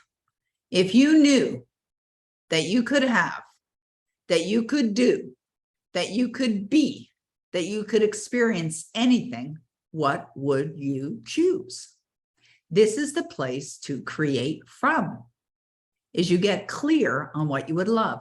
And at that moment, you put aside any disbeliefs. You put aside the disbelief that you have to be educated. You know, when I incorporated my company, I didn't have anyone guiding me. I decided I wanted to incorporate a company. I wanted to run my own business. My father was a janitor. My mother worked in a factory until she became a checkout clerk in a grocery store. I did not have entrepreneurial parents. I did not go to college or university. I actually taught college. That's another story. I didn't have formal education, but I had the desire. And that's all you need, because the way will be revealed to you. But you have to decide what you'd really love. And you have to become very clear on what you would really love. And you have to dedicate yourself to what you would really love. Because as Bob Proctor used to say, and this statement often puzzled me. Here's what Bob would say. He would say, you're trading your life for it. Right? You're trading. I remember hearing that thinking, I'm trading my life, trading my life. I'm giving up my life for the goal. Now, I understand what he's saying is it's like you're dedicating your life to it, or you're trading in the old way of being, which wasn't working, for a new way of being. It's like if I could give you a magical cap that you could put on your head like a beanie, and that beanie would allow you to be the person who is already the success that you desire to be. And it had some magical powers in it that once you put the beanie on your head, you became that person. Would you put the beanie on? Of course you would. But you realize that you can do that in your imagination? Put your little beanie of success on and be that person every single day. And when you do that, and when you imagine that, and when you act that way, and you make decisions as that person, this is where real magic occurs. It's like that great quote I heard from Bob more than 40 years ago. He said, magic is the opposite of life. With magic, when you know how it works, the magic disappears. But with life, when you know how it works, the magic begins. That's what we're looking to do for you at Dynamic Destinies, is help you create magic in your life, to show you that the power to create the magic is not outside of you. It's within you now. And everything that you need is within you now. And that you're going to work in partnership with the universe. And the universe is there ready to serve you, not closed. Doesn't shut down between 8 p.m. and 8 a.m. the next morning, 24 hours a day, 7 days a week, open for you, to support you, to guide you, to give you answers when you're seeking them, and to show you the way. Because you don't have to know how. You have to decide. You have to make a decision on what you would really, really love. Beam me up, Scotty, says Danielle. That's cute. You have to decide. Yeah, the universe has your back is right. And I'm for creating magic, says Jess. Yes, you are a magic creator, Jess. I love that. So the most valuable lesson that I ever learned since I've been studying success is that you don't have to know how you're going to get to where you want to go. You have to decide. You do have to make that decision. And you have to be willing to invest in yourself and then open your consciousness for the way. It will be revealed to you, provided you're in harmony with the outcome. Now, what does that mean, being in harmony with the outcome? That means that you're feeling it, right? As Neville Goddard said, and as that quote displayed, that the more natural you feel, the better it's going to go. So to get to that point of naturalness is accomplished through study, through understanding, and through application. That's how you get to where you want to go. That's how I got to where I am today. So maybe you'd like to be a successful, or like have a successful online business and run it from the comfort of your home. That's what I've done over the last many years. You know, being a single mom, you know, I just wanted to be the best mom I could be. I wanted to be there for my son when he finished school at the end of the day. And I did not want to be vacant from his life. I wanted to create success. I wanted to be an example for others. I wanted to help others and be a wonderful mom and do it from my home. And that's why I dove right into the internet. I was online in 1995 when there weren't a lot of people online. And I created a shopping cart in 2000, started selling things online because I wanted to share with other people from other parts of the world. Is that something that you would love? Would you love to do that? It's not for everyone. It's not for everyone, but it's certainly a possibility. Maybe what you'd love is to attract your soulmate or have the relationship of your dreams. That's possible. I have that. I'm very blessed. Very, very, very blessed. I am so in love with my husband, so grateful for him. It's absolutely one of the greatest parts of my life is the relationship that I'm blessed to have with my husband, Denny. He is a godsend. He is a gift in my life. But you know something? I manifested him. I manifested him by choosing to have that relationship in my life. And I manifested him by feeling as if it was already in my life. And then I'm out walking my dog one day and I meet him. He happened to be moving into our neighborhood. And I remember, you know, prior to this event of meeting my husband, I had a number of girlfriends say to me, well, just go online, get on those dating sites or go to the bars and you can meet him in the bars. It's like, I'm not going to the bars. I'm not going online. And they're like, what do you think? He's going to come to your door? And I said, I don't know how he's going to show up in my life. I just know he already has in my imagination. And I met him walking my dog. We got to know each other. And then one day he came to my door and knocked on my door. So in fact, he did come knocking on my door, but I didn't have to know how that was going to happen.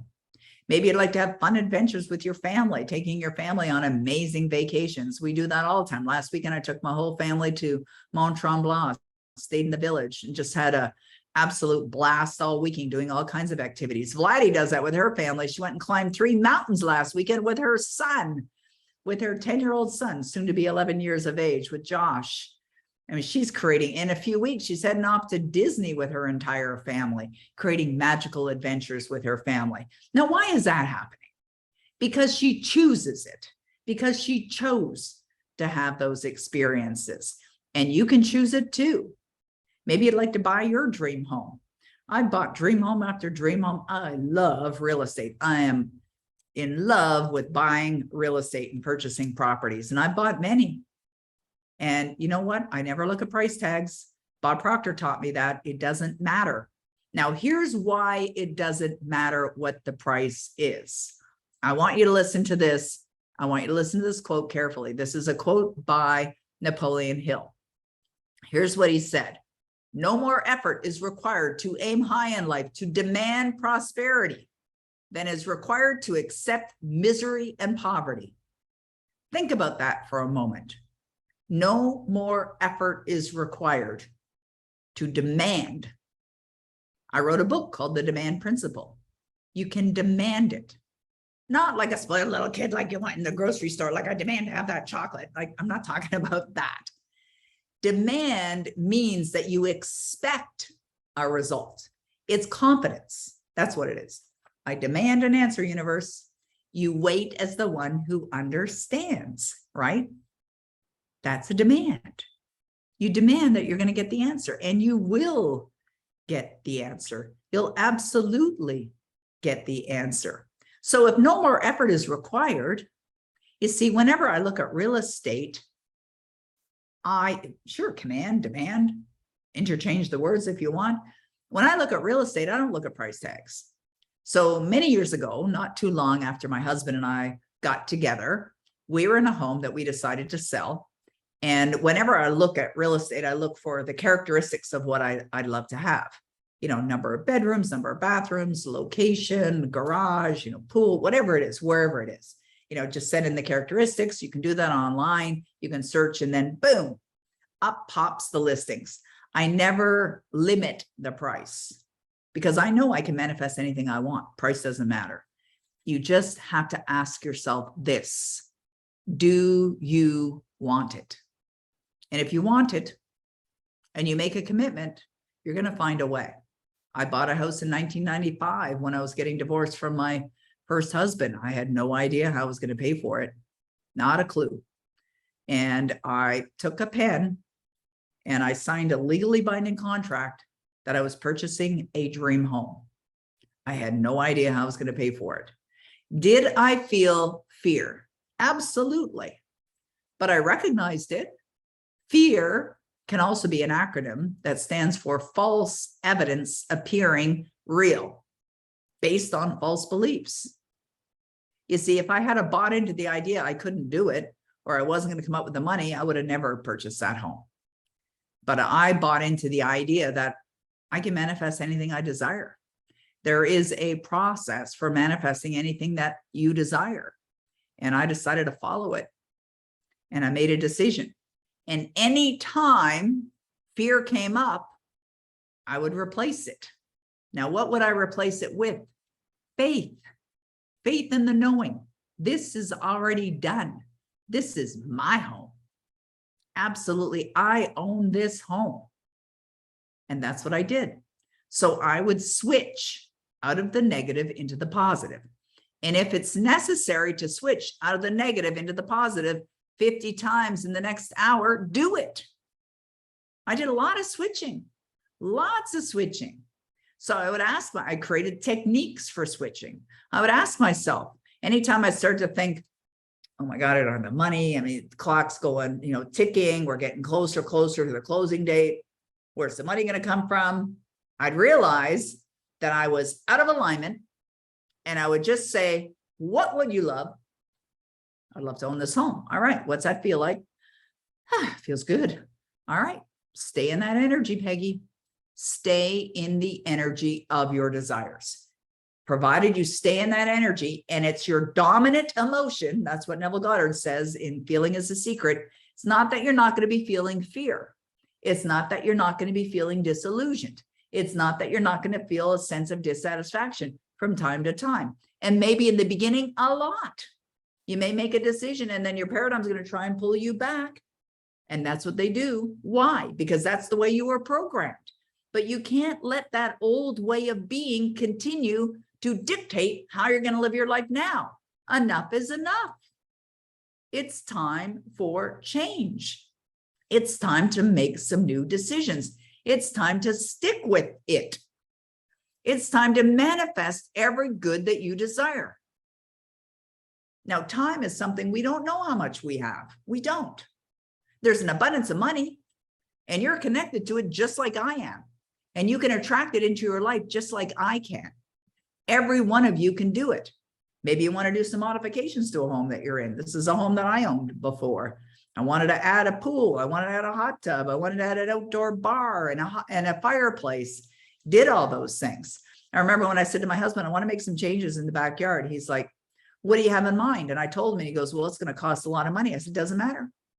Where's the money going to come from? Wherever it is now. Now, he doesn't think that way. I didn't fight with him against it. I understand. I respect that he would think that way. I find it interesting he thinks that way, but it wasn't going to stop me. And I didn't do anything that was, harmful for him. If anything, his personal net worth from being married to me went way up. and he retired a dozen years ago.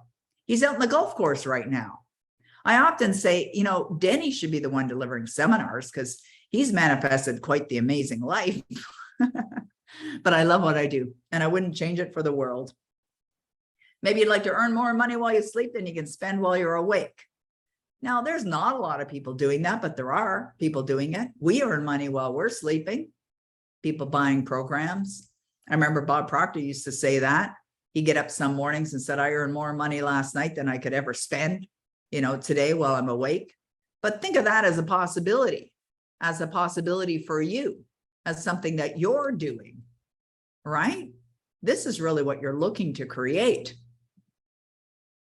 is unlimited results. Maybe you'd like to fly in a private jet on a regular basis. I've done that a number of times. I don't own a private jet. I actually don't even have a desire to have a private jet, but I've flown many times, flew with Bob a number of times.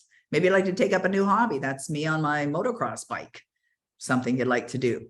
Got my son a motocross bike. My grandson has a motocross bike. My son created a little motocross track in his backyard. It's fun. We go out there, we ride together. Sometimes we go to the Sandallee motocross park and we ride there. It's just a fun thing to do. May not be your thing, but isn't it wonderful to have the freedom to do what you want, when you want, and to treat your family members as well? That can be an enjoyable thing. Maybe I'd like to buy a vacation home. Here's a photo of my husband and I sitting on the swim platform of a property that we bought. And I wrote out the description. We sit there, we watch the sun set. It was directly in front of us, directly in front of us. You get clear on what it is that you want. That's part of taking control of your life, is having the clarity of knowing what you want. And when you do, you can become a master at manifesting wealth, abundance, and anything else that you desire. Because the truth is this, the biggest benefit that you are going to experience as a result of manifesting your goals, especially the ones that stretch you, is not that you're going to accomplish that goal or not for what you get. The biggest benefit is for who you become in the process, because you build a new mind. You build a new consciousness. You build new beliefs. You build new paradigms. That's the great benefit. You become a new being, a better version, a greater and grander version of who you already are. Maybe you'd like to manifest a luxury car or two, or a fleet of cars. Some people want that. There's a picture of the Jag.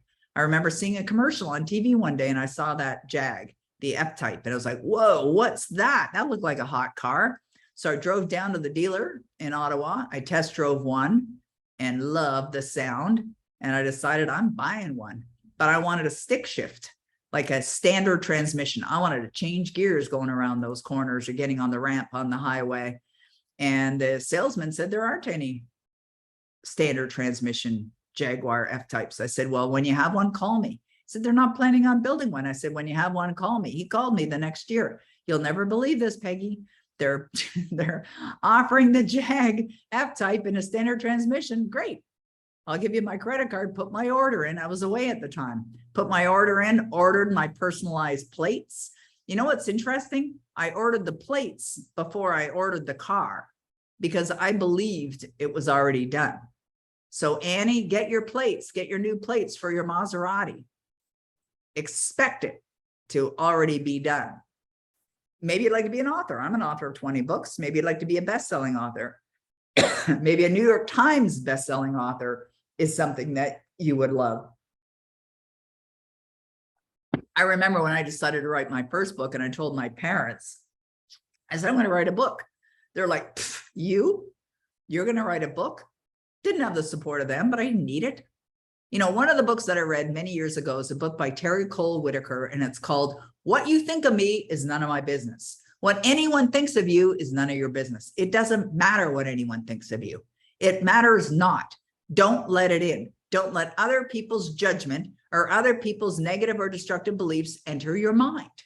Don't let people walk in your mind with their dirty feet. Have you ever heard that quote before? I think it's a great quote and a very valid idea. Maybe you'd like to be a multi-million-dollar earning author. Is that possible for you? Absolutely, it's possible. There's many ways for you to be a multi-million-dollar earning author. We have a program called MSI Author that if that's something you would love, I suggest you check it out, because there's so many authors that are leaving money on the table, but yet there's a number of authors that are earning millions and millions and millions of dollars. And if that's something that you would love while you're making a positive contribution to the world, you could check out MSI Author. Maybe you'd like to be a professional speaker. Maybe that's something that you desire, to travel the world, get paid to travel the world, travel in style, travel first class, get invited to many destinations, get on stage, sharing the messages, the great messages that you have to share with others. It's an incredibly rewarding career. Plus, it is a definite confidence builder, especially when you learn how to speak well and you become a great and impactful speaker. Perhaps you'd like to be successful in a career of your choice, whatever that is, whatever endeavor that is. It's possible for you. Absolutely possible, whether someone has done it before or whether they have not. It's totally possible. My husband's out in the golf course right now. I asked him many years ago, would you like to play like a pro? And of course, what did he do? He told me the reasons why he felt it was too late for him. I said, it's never too late. You want to play like a pro? You can play like a pro. You can train your mind. What percentage of results are mindset? Well, some people say it's 95%. And I'm constantly giving my husband suggestions for how to have a better game. This morning, he left early to hit the golf course. And I said, see yourself having the best game of the year. And he smiled. He got in harmony with that as a result. Perhaps when he's back later, he'll share with me how he had the best game of his life. Be in the best shape of your life. Be in top shape. You see, your physical body is also an expression of your mind. Whether you're in ailment, whether you're diseased or not, people that are stressed create disease in their body. A lot of it is preventable. A lot of it is curable as well. But you could also be at your ideal weight, feel in top shape, energetic, 100% healthy. Every cell of your body vibrates in harmony with all the good you desire. Feel it, know it, it's already done. And you'll physically see the change. Or like my good friend Phil Goldfine, become an award-winning actor, producer, screenwriter, or director. Phil's a producer. And he is not only an Academy Award-winning producer, he's a Tony Award-winning producer. He's an Emmy Award-winning producer. He's won all kinds of awards. He's won medals for swimming. Maybe accomplishments is something that you're looking to create. Is it possible? Absolutely. I think about yesterday when we were in our MSI Author, MSI Entrepreneur class, and I think about Michelle Snyder, who's here with us on this call, and she's written a trilogy. And we're talking about that. And I asked her, I said, have you ever thought about your trilogy being made into a series? She's like, no. And I said, well, would you love that? And if so, claim it. See it already done. I think about, there's a series on Netflix that I watched a long time ago called The Queen's Gambit. Great series. It took off. And there's quite the story of success behind that. That is a manifestation story, the guy who wrote that. And he wrote it many years ago. He actually went through cancer treatments as well. But that went on to become a big success. Not, at first, not when he wanted to, but it took off. It can absolutely happen, and it can happen for anyone who has the desire. Maybe what you'd like to do is be an influencer. Be an influencer online. I've been studying a book called The YouTube Strategy. One of my neighbors here in our neighborhood is a young guy. He's in his 20s, in his mid-20s, and he's earning millions of dollars. Why or how? From a YouTube channel. And they did a study of kids in school, in high school, asked them, what do you want to be when you grow up? Well, when I was a kid, people wanted to be a doctor, a lawyer, a school teacher, a secretary. I mean, they were like common answers. But you ask kids nowadays, what do you want to be when you grow up? I want to be an influencer, right? An influencer online, someone who's making a difference, somebody who's earning millions of dollars. Would you know that's possible for anyone? There's kids, there's children who are earning millions of dollars online. Maybe you'd like to start your own foundation. Maybe what you feel is part of your destiny is to make a positive contribution by giving to a worthy cause, to something that's important to you, to something that's you're passionate about. That's something that you could do as well. Or you have a desire to earn, and you'd like to be in that 1% income earning capacity, earning an annual income of whatever you determine. You see, the universe loves it when you're specific. So get specific. What would you love? Doesn't mean I like more money, because if I gave you $1, you'll have more money. So when you're answering the question, what would you love? And you want to have more money, or the desire is to have more money, get clear on exactly how much that is and what it is you would love to earn. And maybe there's something else, many other things. There's no limit to what you can accomplish. Now, your success is our success. As I said, that's what we're here for. We're here to guide you, to help you, to lead you in the right direction. And there's no greater time than now. Like, I really believe right now, where we are today, we're on the precipice of some exciting changes in the world. And because of COVID, one of the positive things that came out of it is that more and more people are online. We have 5 billion people on the internet. There's 8 billion on the planet, more than half the people on the planet. And keep in mind, there's a whole bunch of children. More than half the people on the planet are online. And the internet has become a $1 trillion industry. And information is one of the top 7 things that's sold online.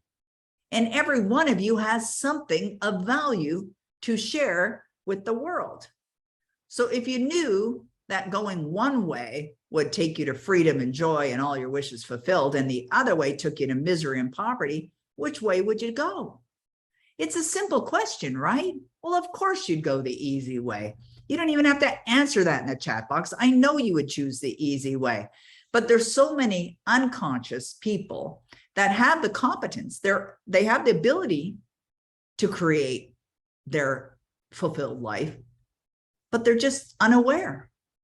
They're simply not aware, and they continue to struggle, and they continue to go down that road of dissatisfaction, to go down that road of disillusionment, to go down that road of upset, anger, resentment, guilt, worry, anxiousness. And it does not have to be that way. Absolutely does not have to be that way. So in order to have the things that you desire, you must build the support system to support it. You've got to surround yourself with successful people. I got a mentor many years ago and never stopped learning, always learning from my mentor, always invested in the study. Why? Because things can continue to get better and better and better. And because I'm here to guide you. William James said, when you believe, your belief will create the fact. Is it as simple as that? Yeah. Takes some time to build the belief though. But if you believe it's possible for you, it's absolutely possible for you. So if you just imagine that your life is exactly the way you would love for it to be, and you stay in that state of consciousness, you reside there as if it is your new home, your new way of being, your new way of thinking, your new way of feeling, you will manifest it in your life. You're absolutely going to manifest it, but you must teach your body what that future feels like. You teach your body, you train your body. That's what the repetition does. That's what you're doing while you're staying involved in the study. So the door is open. We're going to show you the way, and I want to explain to you how we can help you, and then we're going to open up for questions. So we're going to show you the way, and I'll promise you this, it is not dark on the other side. It is absolute blissful, and it's joyful, and it is exceptionally rewarding.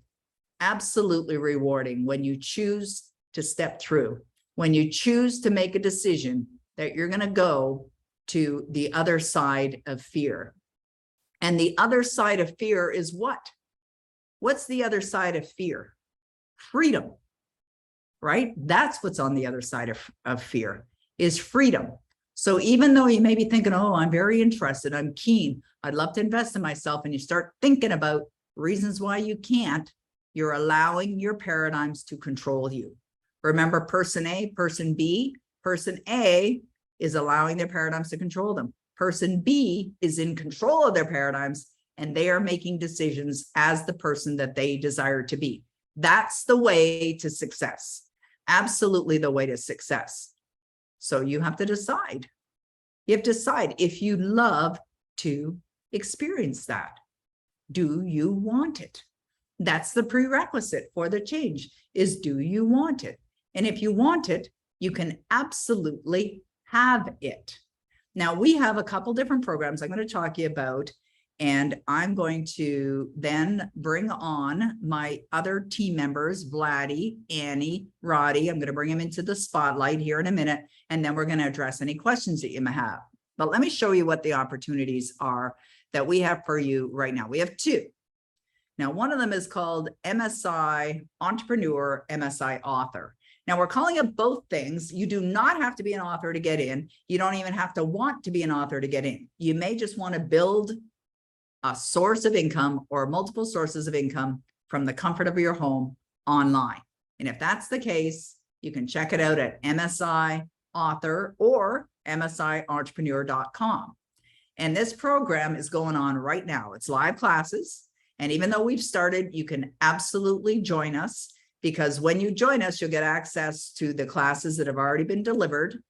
And the whole idea is around showing you how to create multiple sources of income, how to create multiple sources of income and begin to enjoy and experience a lifestyle that very few people on this planet are enjoying right now, but it's possible for anyone who has a desire. Now, the prerequisite for being a part of MSI Entrepreneur is desire. Do you want it?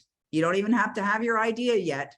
You just have to decide, I'm ready to create financial freedom and I'm willing to follow along. Now, because we're teaching this program live, because we have live classes, this gives you an opportunity to get feedback from me during the live classes, because every single class we take questions. We also do feedback. Michelle's in the program and she's doing 2 thumbs up there. Michelle, you know, this was impromptu and you were not asked to do this, but are you willing to unmute your line and just say a few words? As I said, I didn't plan on doing this, but she's got her 2 thumbs up. She seems pretty enthusiastic about it. What are your thoughts in being part of MSI Author Entrepreneur? Well, I don't think I would have gotten this information anywhere else. I've studied with you in a couple of different programs. This one is phenomenal. It's got a lot of the mindset, but it has a lot of what you have to do, the application. I mean, I've written many books, but getting them out there, getting them to be enjoyed by the people is the point of writing them. And that to me is it's a process that is difficult to know. And Peggy's really, really good at it. And she's very good at teaching what you can do next. And she's really good at coming up with great ideas to help you manifest something even new. She's come up with stuff that we've decided to do. It's just an amazing place to be. And all of the people that are in the class with you are very inspired and they're willing to work hard and they have great attitudes. So it's a really good environment to grow and reach in, because that's what everybody's doing and they're very happy about it. And Peggy's a phenomenal teacher. So I don't know if that's what you wanted me to say, but that's what perfect. I felt like I should say. I just wanted to say what was in your heart. That's what's in my heart. I appreciate you, Michelle. Thank you so much. Thank you for taking the time to share. It was very kind of you. You know, we are at our organization, and I really believe that we've attracted the perfect people, and we're a very authentic, real group. And what Michelle was saying is, because I've done this, because I've built a business, a multi-million-dollar revenue producing business from the comfort of my home, it's like earned the right to teach it. But as I said earlier, I'm not really technical. I'm not a technical person. I'll show you, you know, what I did and where you can find the resources, etc. But what I've also done, like, you think about investing, right? Like when you invest in a program, and this program is a $10,000 investment. Now, I've generated millions of dollars in revenue. I have clients that have generated millions of dollars in revenue. I've got colleagues that have generated, with online strategies, multiple millions of dollars in revenue. It doesn't mean everyone's going to. We don't guarantee you're going to generate millions of dollars. You could do more than what we've done and what some of our clients have done. But the possibilities there, the opportunity is there. And that's one of the things that I find absolutely fascinating about the World Wide Web, is that anybody can put their flag in the ground and say, I'm here, right? And you can do it in a variety of different ways. There's so many different ways, and you can do it with little or no cost as well. And so, you know, provided you're willing to learn and willing to apply, you know, you'll get the guidance that you need to get to where you want to go. And Michelle's right. We have been very blessed, and we have an extraordinary group of individuals who are a part of this program. And so when we do our classes, I teach, we do it in 3 parts. Every class is teaching, feedback, questions.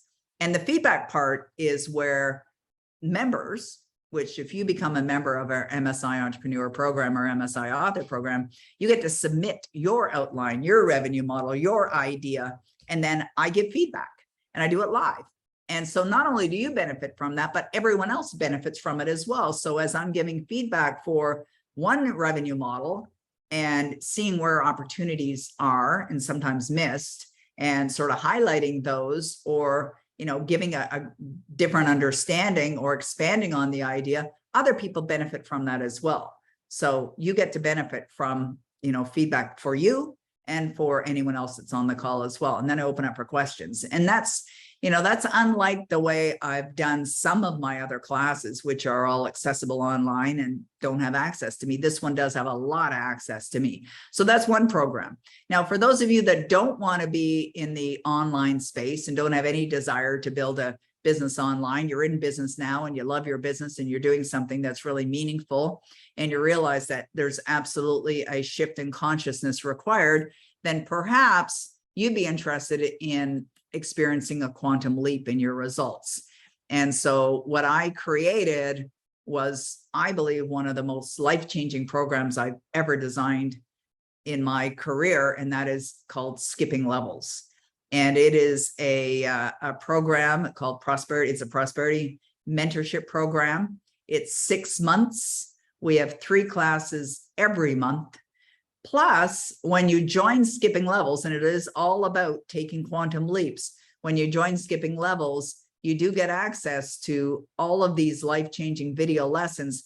And we have classes 3 times a month. So we have, for 6 months, we have 2 training calls with me when open up for questions and all of those. And then we have a mastermind call as well. We've got some guest classes as well, but Skipping Levels, and here's some of the graduates that I've had from my programs sharing in their experience. You can go to Skipping Levels and you can check it out. So this would be a program. Now you can get into both, and we have a number of people. Michelle's actually in both. We have a number of people that are in both programs, and you can certainly do that. And if you'd like to meet with Annie, Vladdy, and discover, you know, which one would be more appropriate for me, they are more than happy to meet with you. So Roddy is going to put the link on the right-hand side here so that you'll be able to see it. There it is right there. It's peggymccall.com/book call. And there you'll be able to book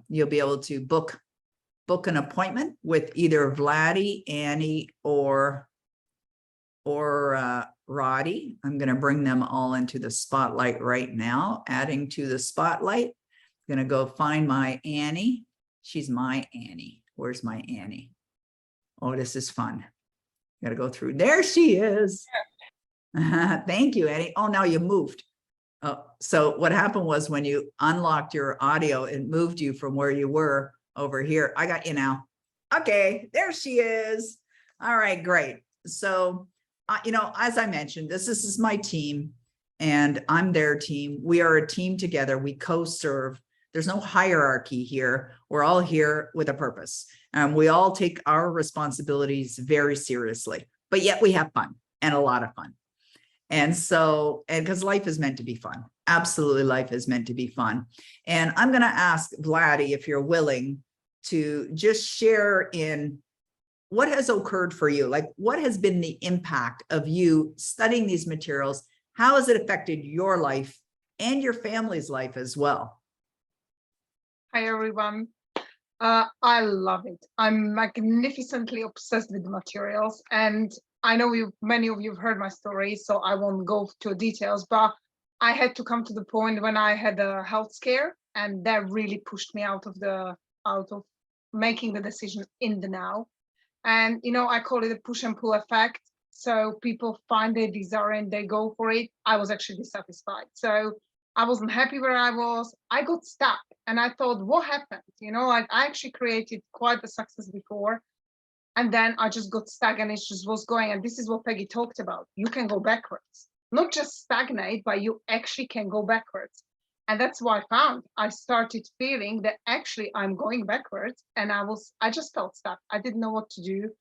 And, I think taking responsibility and stop blaming everything around me, and knowing that if I apply these materials, I didn't believe I can do it. I believe the materials worked. I've seen other people using them, creating results. So actually disciplining myself to, stuff is not going to stop happening to you, no matter what situations and conditions you are in. All of you, we all have them, and actually they haven't stopped for us.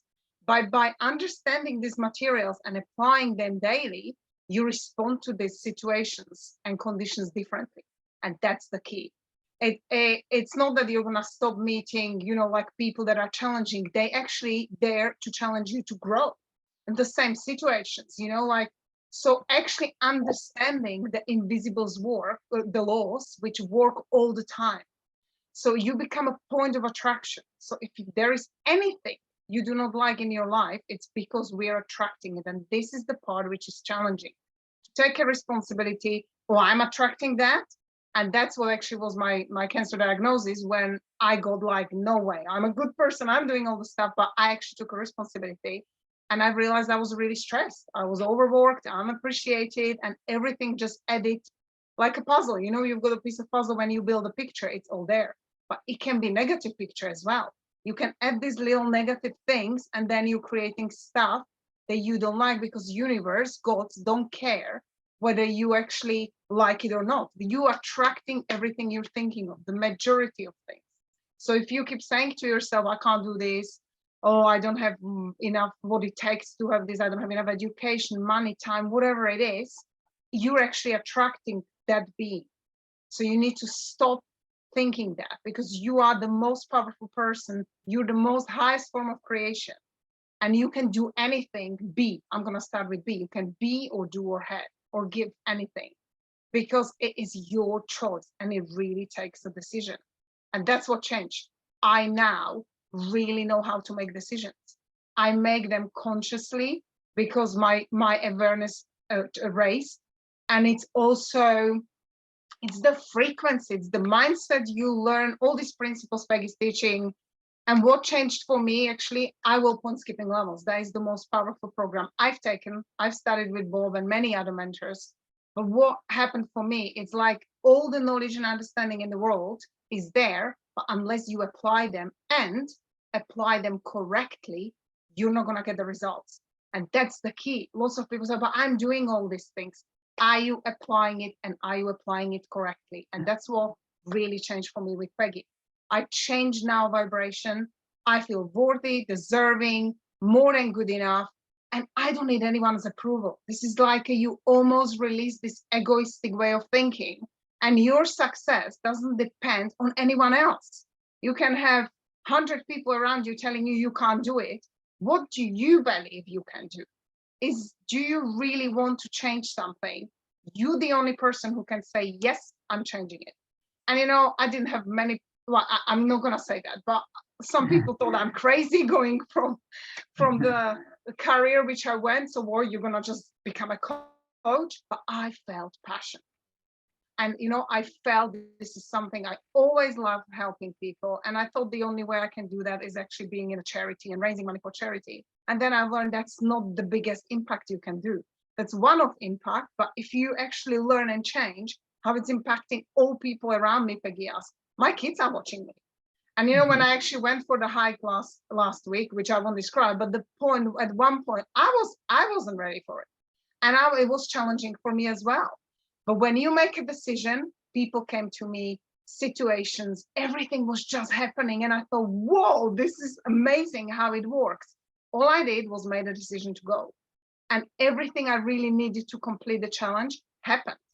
And my boy said to one of the guys, he said, well, that's okay, don't worry, if you can't make it all the way up, because we kind of hit that challenging spot. And he said to me, you can come back. And he turned back and he said to him, my mom would never give up. And I thought like, and I said to him, look, if you feel like you want to go down, I'm not going to drag you up, you know, like, but it made me think they are watching us all the time. It's not just children, your family, your friends.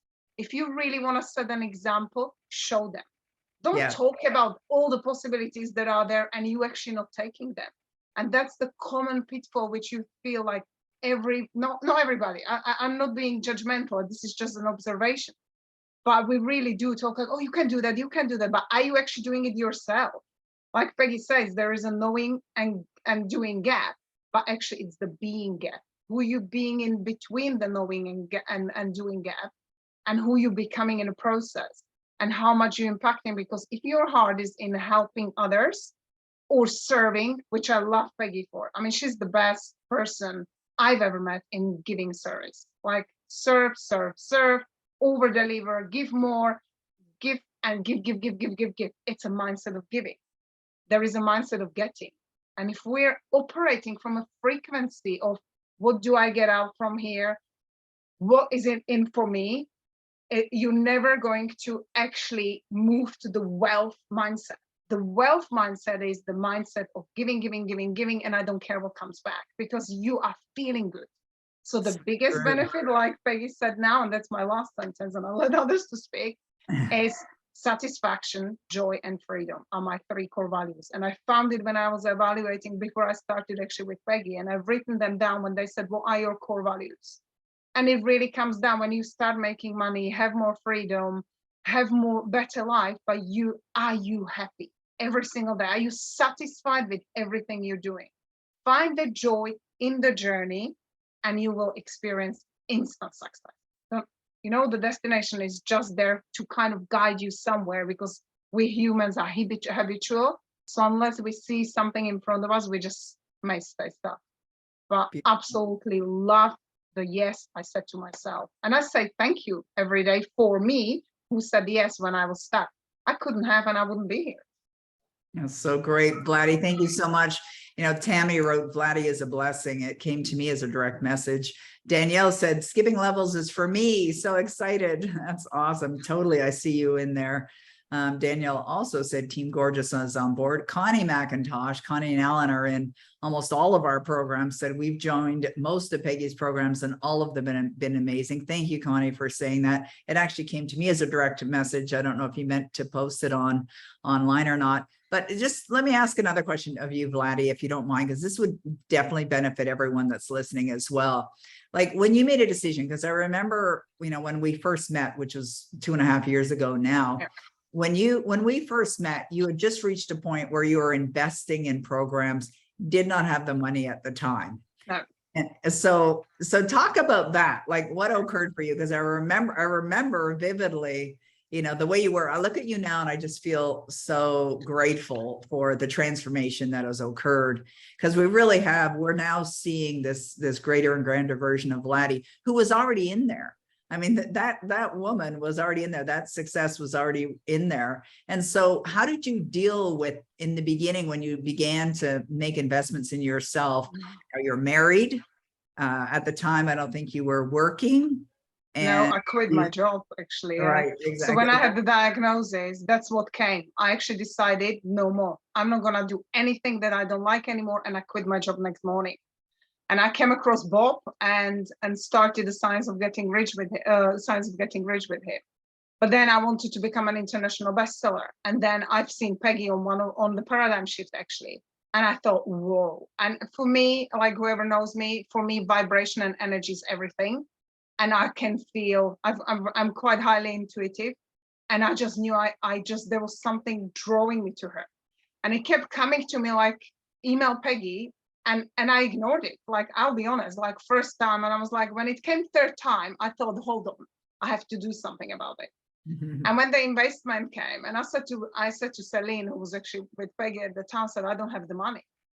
And like, I now understand from the mindset of wealthy person mindset, even if people give you the money at that time and you don't have them, they're not serving you, because you don't come out of the frequency of investing and moving. You need to shift the frequency to operate and make a decision from a different frequencies, because whatever you desire is already here. But the only way you can move the frequencies is changing your vibration. Now, if somebody gives you something, then if you move somewhere else, and then you might not be committed to yourself that way, and you just don't determine to get there. So I've actually borrowed the money, 4 different sources. And for first 3 months, I didn't tell my husband. He wasn't impressed, obviously, because I just quit the job. And he said, "Are you crazy? Why, you don't even know what the people are doing?" And at the time, I understand, we were in a situation that my decision seemed the best, and it wasn't the best at that position. It was the best decision ever, because what happened was, when you make a decision, you don't pay attention to what you have or don't, whether you have money or time. I want something, I would love something, and you go for it, and everything will come to you, the same as with the hiking. So I've attracted opportunities, people that created the opportunity for me to make money and actually paid off. And equally, when I took loans, I actually made a decision that within 6 months, before the interest kicks in, I will not own the banks or cards or anything I've actually borrowed to anyone else. So I've made 2 decisions: to take it and go for it. I knew I had to change. I didn't know how. If I knew how to create better results, I would be doing it. So that's the part where you need to realize, I need to actually be with someone who mentors me and guides me. And what I love about having a mentor, especially Peggy, because I'm really resonating with her energy, is they see something in you that you don't see in yourself. So they encourage you to go, and then you with all these people like our team, or you're with all the other people who are in the classes, and you feel the energy. So you don't feel like giving up, because everybody's the same. And like Michelle was saying, environment is everything. Environment, if you're in a wrong environment, you can be studying every day, and it is one of those parts that you just don't bloom. You can be the best rose ever, and if you're in the environment that is not nurturing you, you're just gonna die. So it's just the way it is. So, really what I wanted people to understand is that, Vladdy understood that when you want something and you tell yourself you don't have the money, that immediately dismisses it, and you make a decision as a person in lack. And knowing that the outcome that you desire is not a person who would make decisions from lack, it's a person who would make decisions from infinite possibilities. And even though there's discomfort in it, you do it anyway. It's like when I shared earlier, I had purchased a house, I didn't have the money, and felt an enormous amount of discomfort in the beginning. It's like when I started dating Denny, and he said, "What happens when you're not earning money?" It's like, I'm always earning money. I'm a money earning machine. That's the only way I know how to be. And my ex-husband used to call me that. He called me other things, but that was one of the nice things that he called me. And so it's an identity that you create, and you go past the fear. It's like what Bob used to teach, the terror barrier. And like, that's why person A, who's allowing their old way of being to control them, will stay stuck. They'll stay in undesirable results. Whereas you make a decision, there's a period of time it's going to feel uncomfortable. Yes. And you've got to sort of put that beanie on, if you will. We were talking about the beanie earlier, and you got to allow it to become a way of being for you. So in the beginning, there's a bit of a struggle, right? There's a going forward, going backward, like, oh, have I done the right thing? Oh my God, what if Peter finds out? And even though the fear is there, you manage it, and you understand that it's destructive and it's not going to produce the results you want. And you want to convert that energy to power, to faith, because the opposite end of fear is faith. And so you just have to ask yourself this question. This is what Bob used to say. When there's something you desire, you just ask yourself, do I want it? And if you want it, you'll find a way. And he used to say that on stage. He says, like, look around your home. You have all kinds of things in your house you probably don't need, but you wanted it. So you found a way, and you went out and you bought it. And it's so true. So true. It's the same thing with what we're talking about here. It's just, do you want fear? Sorry, Peggy, but fear will come, guys. And that's how you know you made the right decision. Because if the fear is not there, you're probably just doing something that is not really, you're not passionate and you not really want it. When Peggy said you really want it, it's like kids, look at them. They want something for Christmas. They True. decide that's what I want and they're gonna get it. If you don't buy them, somebody else will, because that's what they really see and they see themselves with it. So just go for it. Yeah, absolutely you. true. Okay, great. Okay, Maricia is asking, what kind of cancer did Vladdy have and how is she now?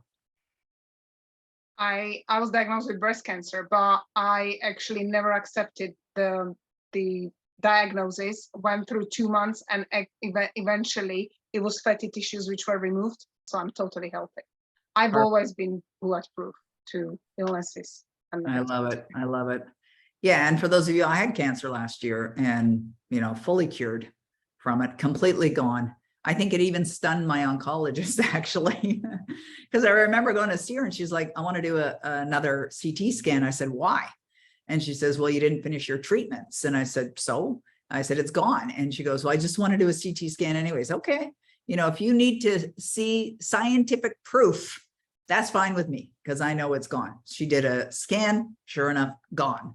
And so I knew that. And that's what's great about knowing these materials is that it doesn't matter who you are, where you are, everyone is going to go through challenges at some point in your life.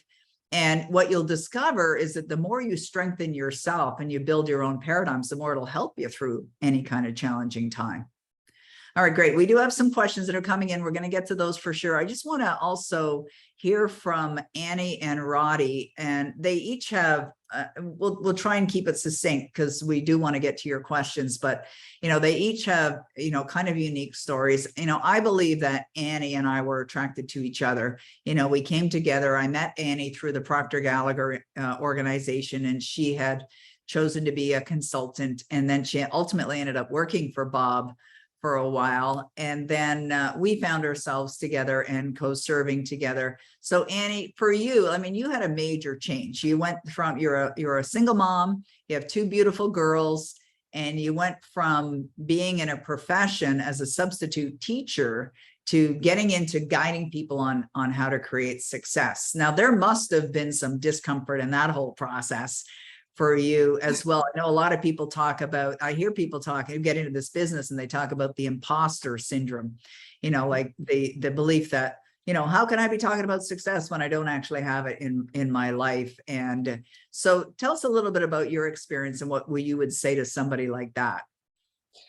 What I would say is that coming across the material like 5-6 years ago, and like everyone went on the call, I get you. I used to be the one that discovered this material, watched the videos, listened to Bob, listened to Peggy, Wayne Dyer, Vision Lakhani. I did it all. And I kept on feeling better and better. And every time I would listen to them, I felt high like this. But as soon as I would stop, I would fall back down every time. So it came to a point that I had to make the decision because I knew I could be more. I started to feel this emptiness inside me as I would listen to these people, because I was discovering that everything is possible. I have that power within me myself, but now I just have to take action on it. But how? I didn't know how. And I remember thinking, like, how can a girl like me, this little French Canadian that lives in the little town in Northern Canada, could be like Bob, could be like Peggy? How can I do that? So I knew that the next step was, okay, you're studying this, you know you can. It felt like being at the end of a cliff, ready to jump on the other side. And I knew I was capable. It was like, come on, do it. But there was a missing piece, and it was to get into the mentorship. It was to getting someone to guide me and transfer belief in me at first, because I didn't have it yet, but I needed that person that was going to transfer the little piece of belief and then guide me to showing me step by step what to do and how to do it, and actually hold me accountable to take action. And you know, when you say, I remember Bob would say, are you interesting or are you committed?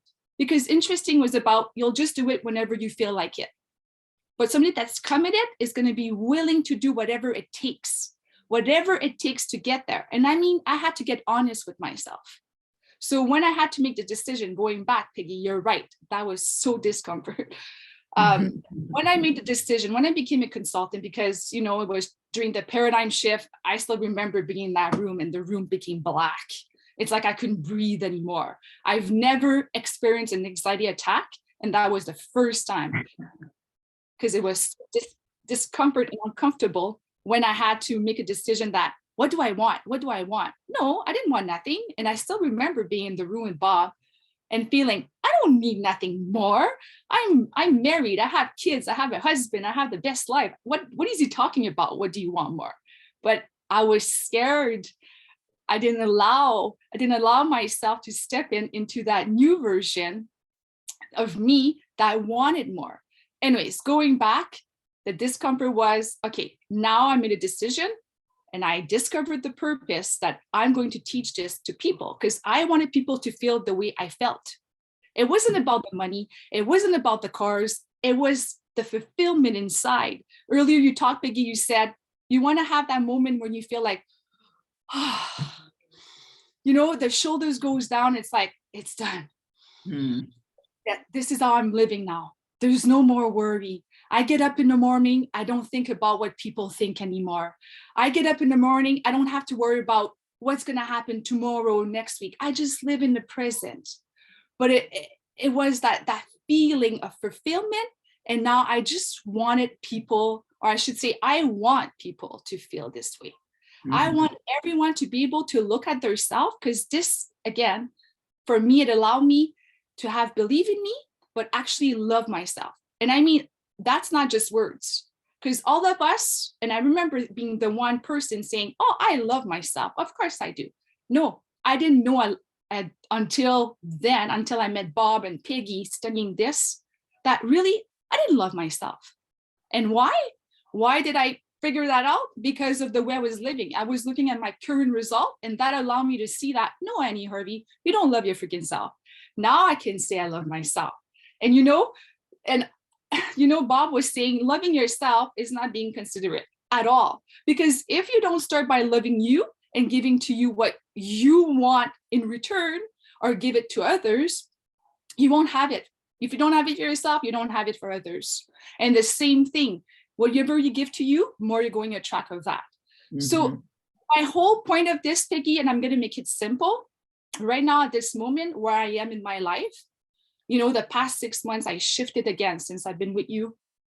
I think the most for me important, it's feeling the way I do, being able to look at myself in the mirror and being in love with me and seeing the happiness in my eyes. And this is something I'm going to tell everyone, and I'm not scared to say it. I love looking at my pictures today, in the last year, from 3-4 years ago. I could see that sparkle in my eye, and that I know now. This is the proof that I did the work and this material works, and everyone should feel that way. The day, and the other part of it is, it's to learn to be comfortable to being alone with you. If you want to attract more in your life, more relationship, it could be friendship, love relationship, business relationship, you have to be comfortable to be alone with you. You don't need anyone to make you happy. You don't need clothes to make you happy. You don't need the freaking purse to make, no. You have to be happy within you. And I think for me right now, where I am in my journey, this is what I've created, this version of me. I'm not done. Of course, there's always going to be, but I think it's just a fulfillment. And, you know, Peggy, and I have to tell everyone, we had that call a few months ago. I think we were talking, and you said, I just want people to feel the way I do. That's all. And I was like, yes. And this is just, yeah, it's amazing. Allow yourself and give it to yourself. That's all. So good. I love it. You know, as you were talking, Annie, I'm getting direct messages on the chat box to me from people saying, that's exactly how I feel, or that's where I'm at, or, you know, that sounds like me. And so, you know, what I love about Annie, there's many things, but one of the things I love about Annie, and for anyone that knows her, is that she's very consistent and very disciplined. And so in order for anyone to manifest desirable results, you got to feel as if it's in your life now, regardless. It's like Neville Goddard says, deny the evidence of the senses. So it's like, you don't look at your bank account or your bank balance and remain emotionally involved in that and expect something else to show up. It's not going to work. And so you have to deny the evidence of the senses and become, harmoniously connected to the outcomes that you desire. And when I think about, Vladdy, who often will say, make decisions as the person that you desire to be. It's like yesterday, I was chatting with the team in our little WhatsApp group, and I was telling them that, we were awarded a particular award for accomplishment, and there's a conference coming up in September, and I was thinking about going. And I said, you guys want to come? And Annie's like, yeah. And I was thinking to myself, Annie's going to make the decision as the person that she already sees herself to be. And I was talking to my husband about it at dinner, and I said, that's the way anyone should make decisions, is you make decision as you are already that person. You've already accomplished that. So would you be going on that program? Absolutely, because successful people understand the importance of investing in themselves. Like even when I, signed up for Bob's program, probably in a similar situation, Vladdy, where, financially, I didn't have the money to buy Bob's program in January 1979. My credit cards were all up to the hilt. And I even had loans. I had nothing as far as equity was concerned. I was like 20 years of age. And so I just pulled one of my credit cards out of my wallet, hoping almost like, is it going to go through, when they run it over the machine, and they never checked it at the time. I think it was probably the next day, and miraculously it went through.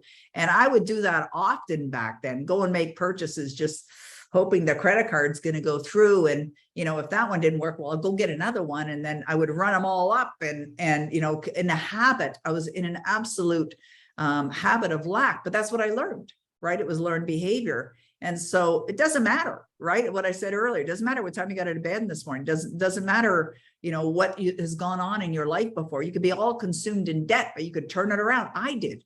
Many people have done it. Many. And I'm sure, Annie, even when you made the decision to invest in yourself at Proctor Gallagher Institute, did you have the 20 grand sitting in the bank, like nothing to do? Like, no.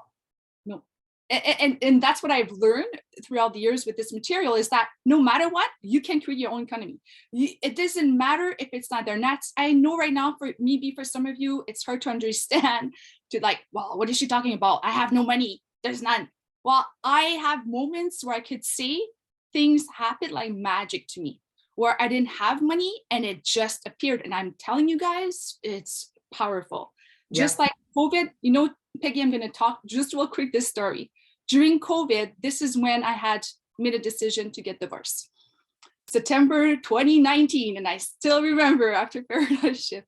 So come back home, get a divorce, which amicable, we're best friends. We love each other even more now.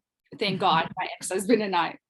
But I remember we were going through the whole process, and I was still staying home. My decision was, if I leave, I don't want nothing from my past. I'm starting new. This is a new version of me. I don't need my past. I don't want money. I don't want nothing. I want to start fresh. I was a housewife for 20 years, never lived on my own ever. I went from my parents to move in with Sean. I never had experienced anything about being just me and choosing for me.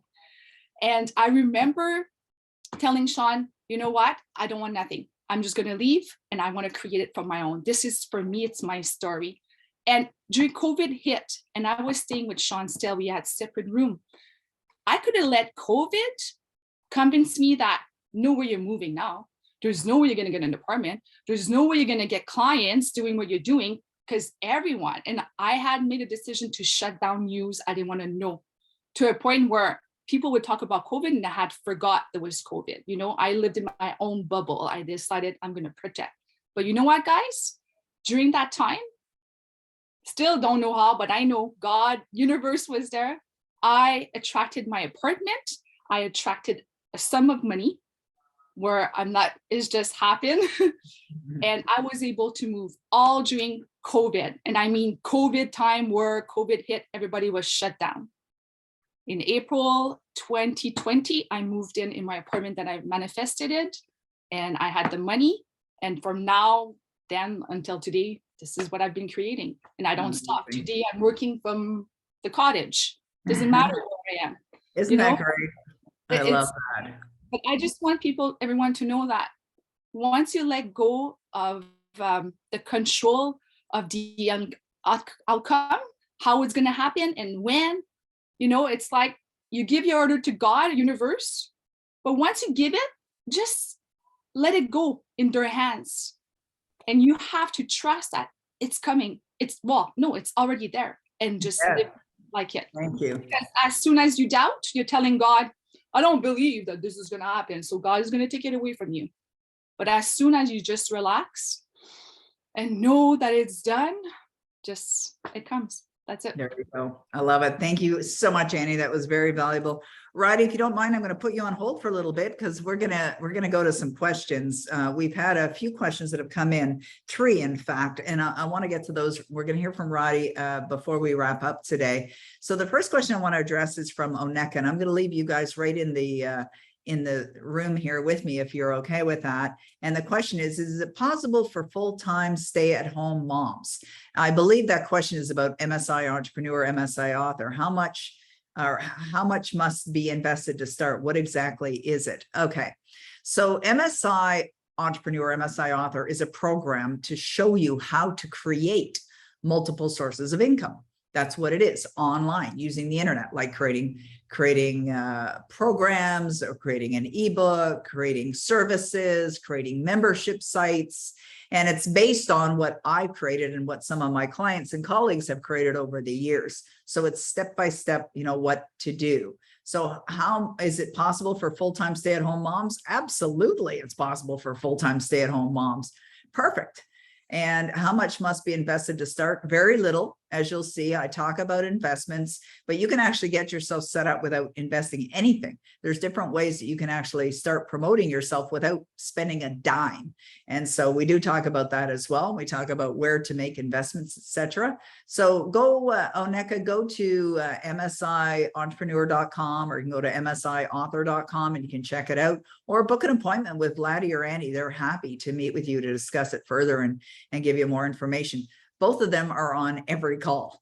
They actually are part of the program as well. And so they're very familiar with what we're doing there. Okay, the next question we have, thank you, Roddy, for putting that one there, is from KR. And this question is, I'm hungry to achieve my goal, but feeling stuck and afraid that making the decision I need because of fear and lack of faith. How do I overcome it? Well, what's fascinating about the experience of making a decision is that decisions are quite often made when you're still in the experience of fear, or when you're still feeling the stuckness, right? Vladdy really spoke to that earlier. So did Annie, in fact. And so have I. I've made decisions where I felt the fear anyway, but something inside you, like your intuition, the divine, call it what you will guide you. It gives you a nudge. Annie got that, right? Vladdy got that. Vladdy's highly intuitive. She mentioned that earlier. And we're going to hear from Roddy. Roddy was, Roddy was working in a career where he was all set, pension. He could have been there for his entire career. It was an automatic payroll deposit going into his bank account, what some people, his parents, considered a very secure job. He left his job. We're going to hear from him in a moment on that. And he felt the fear. I'm sure he felt the fear. And I remember when Roddy and I first started talking about him joining the organization, and I could sense that there was a feeling of fear there. I said, well, how about starting part-time? Then you can keep your job, for now. And I knew that was just a way that he could test the waters, right? And see if he even liked it, and see if it was even a fit, because I wouldn't want anyone on my team that really that doesn't want to be here. And I knew that Roddy was going to be the perfect fit. So, he made the decision, and people make decisions even when they're feeling the fear. But it's like, there's a book on my bookshelf by Dr. Susan Jeffers, and it's called Feel the Fear and Go for It Anyway. And it's not that you won't feel the fear, and it's not that fear is going to be eliminated from your life. That's what Jess said. Jess was in one of our high-end programs as well. You feel the fear, but you go for it anyway. Now, there was another question that was asked here earlier, or a comment about, taking programs and not following through. it's in the past. You know, if you did, you did. Like, I'm all about discipline. Anyone that knows me, and you can ask my team to confirm this, I'm all about disciplining yourself every single day, about being accountable, about being productive, about getting stuff done, because I know that there is, you know, there's a few reasons why I'm sitting in the chair that I'm sitting in today. But I'll tell you, if I hadn't taken action, I wouldn't be here. And I really believe it's important to take action. Now, granted, you don't have to know how you're going to get to where you want to go, but part of action is investing in yourself. Part of action is getting in the study. Part of action is implementing daily disciplines that put you in the alignment, right? And I know that's what my team does every single day. We actually text each other. Are you in alignment? You know, we do check-ins with each other. You know, we're all doing it. And I know we're all doing it, but we still, you know, because of the discipline and because of how important and essential discipline is, that's a big part of our Skipping Levels program, by the way, a big part of our Skipping Levels. Because if you want to go from where you are to where you want to be, then you've got to be, you know, disciplined. You've got to be doing things differently to the way that you're doing it before, if you ever expect to get to another place. And we've seen it with athletes like that show that I told you that I watched with my husband called Untold, about this athlete, this football player. And he was very disciplined. And when he decided that he wanted to get a scholarship, because his parents said the only way you're going to go to college is through a scholarship. So he buckled down, like he really disciplined himself. Now that potential was there, was already there, but he decided to take action in order to show it and prove it. Okay, so thank you, Roddy, for putting the link in, or Annie put the link in there, msiontrepreneur.com. That was great. Thank you so much for that. Jari has been very patiently waiting in the waiting room here with his hand raised, I'm assuming. And if you would like to open up your video, that would be terrific. And we are ready to address your question. If you want to unmute your line, please. It's Jari, Jerry. I'm not sure how to say it. Hopefully I'm not butchering your name. But if you're listening and you'd like to unmute your line, please do. And he'll start video later, it says. Okay. Can you unmute your line? Or if you want, you can type your question in. Okay. Oh, there we go. No, didn't happen. Okay. Well, while we're waiting for Jari, we have a question from Juliet. And Juliet's question is, there it is. So would you look at how you feel on the inside as a better measure of results than the material results? Absolutely. And we talked about that earlier, like what you're really looking for, like in all the goals that you're setting to accomplish. It's not about having the thing or accomplishing the outcome. It's about a feeling state. So absolutely. And Annie talked about that. Like, she's a happy girl now. She looks in the mirror and feels good. And ultimately, that's what we want. We want to feel good. At the end of the day, that's what we're really looking for, is to feel better. So definitely it's a wonderful way of measuring results. Like I would say, you know, earlier when I mentioned Og Mandino had said to me, if you feel successful, if you're happy with your life, or you are happy with your life, you're success. And that's what Annie said. You know, she said she's happy. She's happy with herself. She's happy with her life. She's a success. And provided she stays in that energy and stays in that space, she's going to attract everything requisite for the fulfillment of her goals as well. She has goals. She has financial goals. She has things goals. She has other goals, and she will accomplish all of them. She's in the right energetic vibration to accomplish those goals. Okay. Now, I don't know, Roddy, if I missed any other questions along the right-hand side. They were just a couple that I noticed. Annie, did you? I think there was one from, sorry, Danielle. Perfect. How do I know if my desire is in the gestation period or if there's still more work on my end to do? Good question, Danielle. I love that question. Okay. How do you know? By how you feel. If you're feeling like absolutely certain, Danielle, that your goal is already here, it's on its way. Now, we don't declare it's on its way. We know it's on its way because you planted the seed, right? The seed's been planted. It is growing. It is in the gestation period at that time. So provided you continue to feel the emotion of knowing that outcome is already done, then it is in the gestation period. If you doubt it, then you're out of alignment, right? If you worry about it, you're out of alignment. If you fear, you're out of alignment. Any emotion, I'll simplify it. Any emotion that doesn't feel good, you're out of alignment. That's it. Now, let me add this. Will you ever feel an emotion that's on the lower end of the scale? Absolutely. But you want to be in dominance of the feeling of the wish fulfilled as much as humanly possible, as much as you possibly can. Now, humanly possible is 100% of the time. But the more you're in the feeling state of having it, and the less you're in the feeling state of not having it, the better it's going to go. Also, I want you to understand the power of intense emotions. So an intense emotion would be enthusiasm. Intense emotion would be joy or elation. Intense emotion would be love. Intense emotion would be worthiness. Intense emotion would be faith. Those are very, very good, strong emotions. So if you want to shorten that gestation period of time, intensify the emotions, like build that certainty within you, like really feel it so strong that nothing's going to get you off course. Like when Denny and I stood in the kitchen when we were on our date, one of our first dates, and he said to me, what happens when you're not earning money? It's like, I'm always earning money. I'm a money earning machine. I'm like that rock solid, thing that they punch, the punching bag. Like it may move. It's not going down, not going down. I'm so strong in that belief. I built it. I built it. That's how it became within me, is it was built through repetition, through space-time repetition. Okay, what's the next one, Roddy? From Cindy Jacobs. What do you do during the knowing and when it comes into form? What do you do during the knowing and when it comes into form? Okay, brilliant question. Thank you, Cindy. Okay, so this is going to sound funny.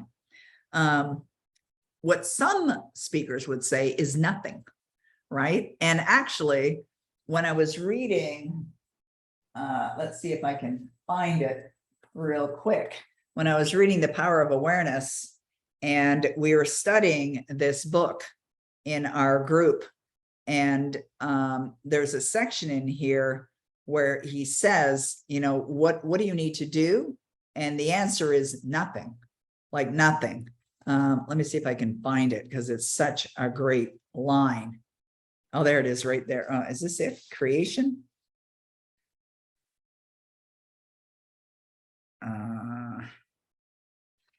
Okay, I'll see if I can find it here in a minute. But the whole idea, this is Neville Goddard, The Power of Awareness.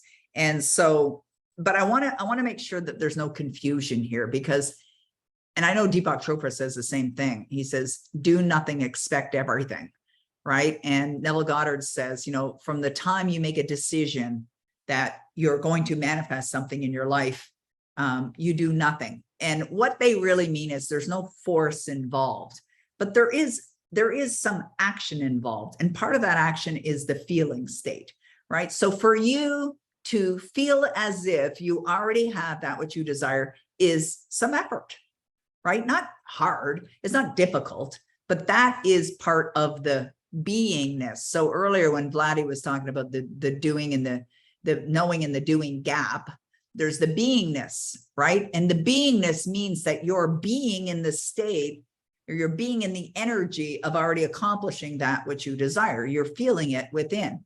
And that doesn't mean you're not doing anything, because you are doing something, you're feeling it. But here's what occurs and what happens. It's like Vladdy said that she was divinely guided to send an email to me. I get a lot of emails. I don't read them all. Roddy actually gets many of them. And so Vladdy sent me an email, and I saw her email come in. And I think she said she sent me 2 before I actually responded. Is that right, Vladdy, or did I respond with the first one? No, I wanted to do it twice, and only on the third intuition, I actually acted on it. Okay, so Vladdy was intuitively guided to act on an idea. Now, normally I wouldn't even see those emails and probably just ignore those emails because I can't get to them all, right? Like here we are today. I've been on, this is my 3rd call today. We've been on here for 3 hours. I got another interview coming up in about an hour. And so that's my days. Like they're typically boom, boom, boom, boom, boom. And the emails are coming in, they're pouring in. I don't get to see them all. Sometimes they come in as support. So Vladdy sent in an email because she was divinely guided to do so. And that's because she became in harmony with an outcome that she had. And so what happens is when you're in harmony with the outcome, you will get guidance. Call it divine guidance, call it intuition, call it what you want. She got a nudge from the universe. Do it. And so she did. And I saw it. And not only did I see it, I responded. And Vladdy and I have become relatives. I'm her mother and she's my daughter. She calls me her success mommy, and I call her my success daughter. And so, you know, that occurred because Vladdy followed through on an intuitive response. So it's, yeah, divine intervention. You're right. That's right. There we go. Oh, look at that, Michelle. That was a divine intervention. And so Michelle Snyder is actually bringing the science of divine intervention to the world. And it was actually an idea that came to me. I was delivering an event and I got this very clear intuitive hit for Michelle. It was odd, I know, and I don't always get those, but it was very clear to me that the idea that I was given was for her. So I sent her a message and I said, Michelle, I was given an idea and it's for you. I know it's for you because I received the message very clear. Can you get on a Zoom call? And she's like, yes. And I gave it to her and she's running with it now. And it's about the science of divine intervention. So anyways, the point is that when you're in harmony with what you desire, you'll get all the guidance, you'll attract everything that you need will be drawn to you. All right. Thank you. Thank you, Roddy. I have a question here. Can I address Yes, that perfectly? Because I want Peggy's feedback on that. So someone asked me, Peggy, and I won't say the name because it came privately, as a former PGI consultant and you did TIR other programs, how do you explain that? How can you tell me if skipping level, what is it compared to TIR? And is it the same? So Okay. she doesn't want to invest in other programs again. What are your thoughts on that, Peggy?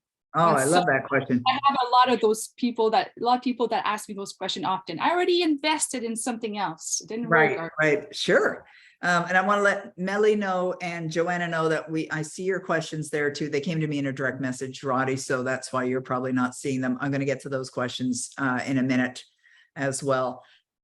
Okay. So Bob Proctor was one of my mentors. He became a friend, but he wasn't the only one I studied. I studied them all, and I still do. I mean, I'm sitting here at my desk with Neville Goddard, Dr. Joseph Murphy, Ernest Holmes, Robert Collier, Peggy McColl. They're all on my desk, right? And over there is Deepak Chopra and another book on internet marketing. So, you know, it's not that you're going to find teachers with different messages, because success is success. You know, no matter how you slice and dice it, the process of creating greater success and creating your own economy, you know, living your life fulfilled is the same. But what happens is sometimes you'll resonate with different teachers. So my style is similar to Bob Proctor's style. I'm all about simplicity. So I distill the valuable wisdom into an understanding that people get, right? Simple steps. I'm also all about implementation, because if you don't implement, if you're not making this a part of your life, it's not going to happen. So when I used to sit in seminars years ago, many years ago, I would sit there, and if a speaker was on stage and they were saying, you have to have faith, and I would sit there going, okay, I get that, but how? How do you build that faith? And I remember Bob Proctor saying these words. He said, if you're asking how, it's demonstrating your ignorance. And I'm like, that's fine. I'm fine with that. I'm ignorant. I don't know. That's what ignorance is, not knowing. And I have no problem with saying, I don't know how. So tell me how. Tell me how. I was like hungry for the how. Okay, I understand that, you know, this is, but how do I do it? How do I build the faith? How do I become more disciplined? How do I, you know, become more productive? How do I get more done? How do I implement? And so I would create programs. So my programs are, I think they're unique. And I think that's part of the uniqueness. Michelle's nodding her head. Connie actually and Alan are here, and they made a comment earlier. And so Vladdy says, I've done TIR and skipping levels, but produce better physical results with skipping levels, as it's more powerful, easy to understand, teaches how to correctly apply the knowledge. And I think that, you know, this is part of why I like to make myself available in skipping levels. And we do it for 6 months, and in MSI Entrepreneur and Author, is because I teach based on what I would have wanted and what I would have needed to get me to where I wanted to go. So I like shaving off years of people's, time, because I want to show you now, like I've been doing this for 43 and a half years, almost 44. We're approaching my 44th year. And so my desire is that you don't have to struggle, because Annie is reading Your Destiny Switch right now, and she's in love with that book. And there it is right there. And so in that book, I talk about epiphanies, like moments in my life where everything shifted. And one of them was after I'd been studying personal development for many years, I got to a point where I realized this stuff doesn't work. And it's not the stuff at all. It was me. It was the application. And this is another reason why I created Skipping Levels, because that's when everything changed. When I had the realization that it wasn't the material at all. It wasn't the Bob Proctor teachings or the Napoleon Hill books or the Dr. Joseph Murphy's audio programs. It wasn't that at all. It was me. I was not implementing. I was not being. I was not disciplining myself. And when I did, when I created a depth of understanding, when I became a more serious student, when I just decided I'm diving all in, that's when everything changed. That's when everything changed in my life. So that's what I would say about that.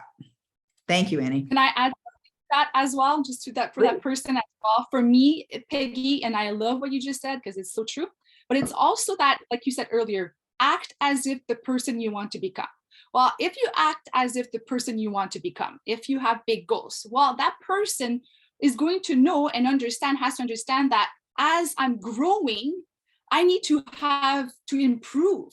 So I cannot have new results and want to be this amazing, competent woman, for me, in my case, if I keep doing the same things that I'm doing. They're not serving what I'm becoming. So you have to be willing to invest and keep investing, but improving and improving. So TIR might be your base, but if you want to get to the next level, you have to be able to invest in more and learn more with different people, because as you become that person, and to whoever sent me that question, know that you're on the way to become that person and reaching your goal, because you started attracting what's in harmony with that person by being on this call and attracting Peggy. And that's the way I see it as well. I love it. Thank you. Okay, we do have more questions, and we're about 4 minutes away from the top of the hour. I'm willing to stay longer if you are. Do you guys want to stay longer? Okay. All right, let's keep going then. Okay.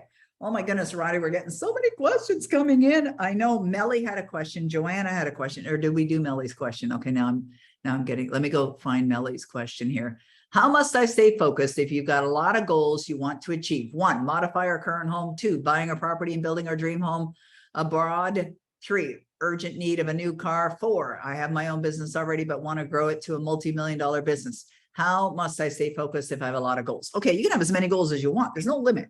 Okay, so if somebody thinks that you can't have a lot of goals, that's a limited thinking. You can have anything that you want. Yeah, and you can have multiple goals. So here's what you do. You create a power life script. Now, I know I haven't even said those 3 words since we've been together for the last 2 hours and 57 minutes. But the power life script process is the most powerful technique I have personally ever used. And yes, I created it. That was another thing that took my results to a whole new level. And so what you do, Melly, are you in our Power Life Script program? I have a feeling you might be. If so, write a Power Life Script of your life as you choose for it to be, that you're in your beautiful home, that it's absolutely already been renovated. It's gorgeous. You love every inch of it, that you also have this spectacular dream home abroad, that you're driving in your brand new car, that your business is multi-million-dollar profitable business. It's booming. Write out a detailed description of your life as you would love for it to be in the present tense, and record it and listen to it. Space, time, repetition. Remember earlier, that's how you change your belief system. So that's what I would suggest there. Oh, right on. Okay. So Joanna says, I'm feeling like Annie. I want to teach these materials so everyone feels like I am inspired and grateful, which is a better program for me. Did I ask that? Did I address that one yet? Okay. So, okay. Annie, you look like you want to answer that question. It's Joanna. I was like, destiny coach. That's it. Yeah, exactly. Yeah, go for it. Yeah, Destiny Coach is a program, and we have some Destiny coaches that are on this call right now. And it's a program that we released about a year or so ago. And I created a program called Destiny Key, and that's what our coaches use. So we teach you how to be a coach. We teach you how to build your coaching business, and we give you the program to coach from. And so, you know, reach out to Annie or Vladdy and meet with them, and they'll share with you. So and what we do, actually, Sarah Morgan, who's on the call right now, is now with us, and she's a Destiny coach. And what we do with all of our Destiny coaches is we put them through the first 6 months of the Destiny or of the Skipping Levels program. We give it to you. So our Destiny coaches all get the Skipping Levels program as well. And Joanna, know that if you feel it, it's because you asked an answer to universe, God, what is my purpose? Now he gave you the gift. He gave you the answer, so you have to act on it. And I remember, and I'm going to tell that to everyone, when you ask universe answers, you ask them a question to get answer. And once you receive it, you have to jump on it, because if you don't, it's like you're saying, no, thank you. I don't want this gift. And I know that years ago, if I would have did that, I wouldn't be where I am now. But I understood that day when I made a decision to, well, for me was to become a coach and teach this and quit my job. I remember telling myself, okay, you have two choices. You ask God for answers. Now you said, here's your gift, Annie Harvey. What are you going to do with it? So I could have just said no and regret, you know, today I would be sitting, I don't know where, thinking about regretting my life. But I knew that, okay, I trust in him. I got the gift. He gave me the answer. Now go for it and just trust and do it. And today, I mean, I love my life. I love it. All right. Connie says, Destiny Coach is wonderful. Thank you, Connie. One me, who's also a Destiny Coach. And we're so blessed to serve all these lovely individuals. One me says, the exciting thing for me is that I don't need to think of how my goal or desire will manifest. It has been an amazing journey. And she is absolutely 100% on that. And Sarah Morgan, who's one of our more recent Destiny coaches, I'm in love with my life right now. That's awesome. And that's, you know, you're thanking me, but just look in the mirror. That's who you should thank. Susan has a great question. I did miss one. I think Leonardo had a question. There it is. Okay. But Leonardo had a question above somewhere. I think, and so did Olga, I think. Oh, wait, Olga says, I started learning from Peggy with reading your Destiny Switch last year. I became an Amazon bestseller. English is not my first language. Peggy is the epitome of success. Take the leap. Oh, thank you, Olga. That's very kind. Oh, there's Leonardo's question. I guess faith comes from trying and continuing process of possibilities, and we get a sign of changing something in the next. We hope that if we try once more will happen. So should we call as faith? No. Okay. So Leonardo, here's what faith is. Faith is an emotion that you build. Okay. It's like a muscle. It's within you. And the only way muscles get to be strengthened is by working them, right? You got to work them and work them. You don't work them once, you work them over and over and over again until they become strong. And even if your muscles, your physical muscles are strong, you don't just give up and not go to the gym anymore. You go back again and again. Annie does this on a regular basis. So does Vladdy. She's very much in great shape. And so faith, you can think of it as an emotional muscle. How do you build it? Well, you got to imagine. Use your imagination. You imagine that you have that which you desire. We've been talking about that for the last 3 hours. And so when you are imagining that you have that which you desire, you are actually building faith. Okay. You're building faith while you're doing that. Why? Because you're building the belief system within you. It is already done. That's how you build belief and faith. Okay. I love this question that was down here below. I saw it went flying by. There we go. I love this question. Susan, how do you develop worthiness enough to really believe it inside? Peggy, what do you say to yourself?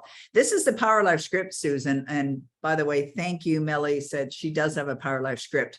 You know, I want to speak to that in a moment as well. Like just go back to that, to Melly's question and the comment about that. So what's the opposite of unworthiness? Worthiness, right? You feel worthy, you feel deserving. You feel like you deserve to be successful. Earlier, when I said your success is guaranteed, a lot of people just dismiss it. Why? They don't believe it's possible. They don't believe it's possible for them. And so there was a question here also asked, what is space-time repetition? Space-time repetition is listening over and over and over again, reading over and over again, studying every single day. It's part of a daily practice. That's space-time repetition because you're doing it every single day. Right? So what do you say to yourself? I'm worthy. I deserve success. I deserve my happy marriage. I deserve my abundance. I deserve, like you just declare it. That's part of my life script. It's absolutely a part of my life script, is that I am worthy and I deserve. And anything that you desire, put it in your script that way. I like what Danielle just wrote. Worthiness equals high vibration, feeling the best that you can be. So Danielle's comment reminded me of what I wanted to add to Melly's question earlier. And that is, when you record your power life script, remember earlier, about 40 minutes ago, I was talking about intense emotion. Put the intensity in your power life script. Put it in there, like when you're talking about your life and when you're talking about how amazing your life is, and when you're talking about how happy you are, how grateful you are, and you're saying those things, feel it. Okay, really feel it. Feel it in your heart that it's absolutely a part of your experience. That's intensity, that's emotion, and that's positive emotion. That is embracing your desired life in the now, in the current present moment. And when you do that, it's like you take your future and you bring it into the now. And while you're experiencing that, just like infinite patience produces immediate results and waiting is the one who understands, you're already having the experience. You probably wouldn't desire for anything else because you're already there. It's like that song called I'm Already There. I just love the concept of already there. Beautiful. Jess says, my quandary is more to do with getting clarity on what action to take to provide service as I work on myself. Okay, that's a great question, Jess. And here's the thing. You got to relax in the knowing that what is to be done is already there. Okay, Jess? So if you knew that your outcome was already done, you have to trust that the way will be revealed to you. You've got to trust in something that's invisible, right? You got to know that everything that is going to be required. You see, when I took my pen and I bought that home, I had no idea how I was going to pay for it. Not a clue, and felt the fear anyways. But what I did was I would relax, take in some deep breaths, relax in the knowing the perfect scenario is going to unfold, because creation is finished. Creation is finished means that that outcome is in the field of unlimited possibilities, the infinite field, quantum field. You probably heard it called the quantum field. In the quantum field, all your desires are already done. They are done. Muriel, what you want, it's there, it's done. It's in the quantum field. You know, Jess, what you want, it's in the quantum field. You have to become in harmony with it. So in harmony with it means you're getting up every day going, oh, thank you. Oh my goodness, I'm so grateful for this life. When you're in that spirit, when you're in that energy, you're going to get the ideas. They're going to come to you. They'll absolutely will. You got to trust it. Okay. So it's have faith in the knowing everything that you need is going to be drawn to you. Okay. Marusa says, you can't imagine how I want to be already there. You see, wanting pushes things away from you. You cannot want something and expect it to show up in your life under pressure. No pressure. You create pressure. The pressure is self-created. I have so little time. See, those kinds of things are paradigms. That's all that is. And you know what you can do? Give them some love and send them on their way. Just release them. Release them. Not going to support you. So you have to stop saying you can't imagine. Everybody can imagine. As long as you say you can't imagine, you won't imagine. But if you declare it's already there, just allow yourself to be in the spirit of it.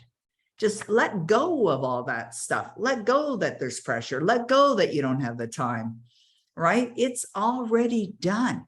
One of the best things that you can do, Marissa, is get in the study and stay in the study. Are you in our Club Achieve? Are you in our daily study program? That would be something I would definitely recommend for you. You can go to clubachieve.com and join in, because it'll expand your awareness. Like I remember being at a Bob Proctor seminar. I was speaking there, and we were at a VIP luncheon, and somebody asked Bob the question, how do I accelerate my results? Right? They're like, maybe frustrated and sick and tired or whatever. Like, I want to get there now. Right? And Bob said, study. Like you study, you're expanding your awareness, right? He was studying every day. Brian Proctor wrote a book, which is not released yet. It will be soon. It's being edited right now. And he sent it to me the other night and I read it. It took me 4 hours. I'm a slow reader, probably wouldn't take you 4 hours, but I was also, giving him feedback as I was going through the book. And in the book, he was talking about, when his father was ill, before Bob had passed away. And I think it's good that Brian wrote this book, because it's going to give people a really good understanding of who Bob was and what Bob went through in the last few months of his life.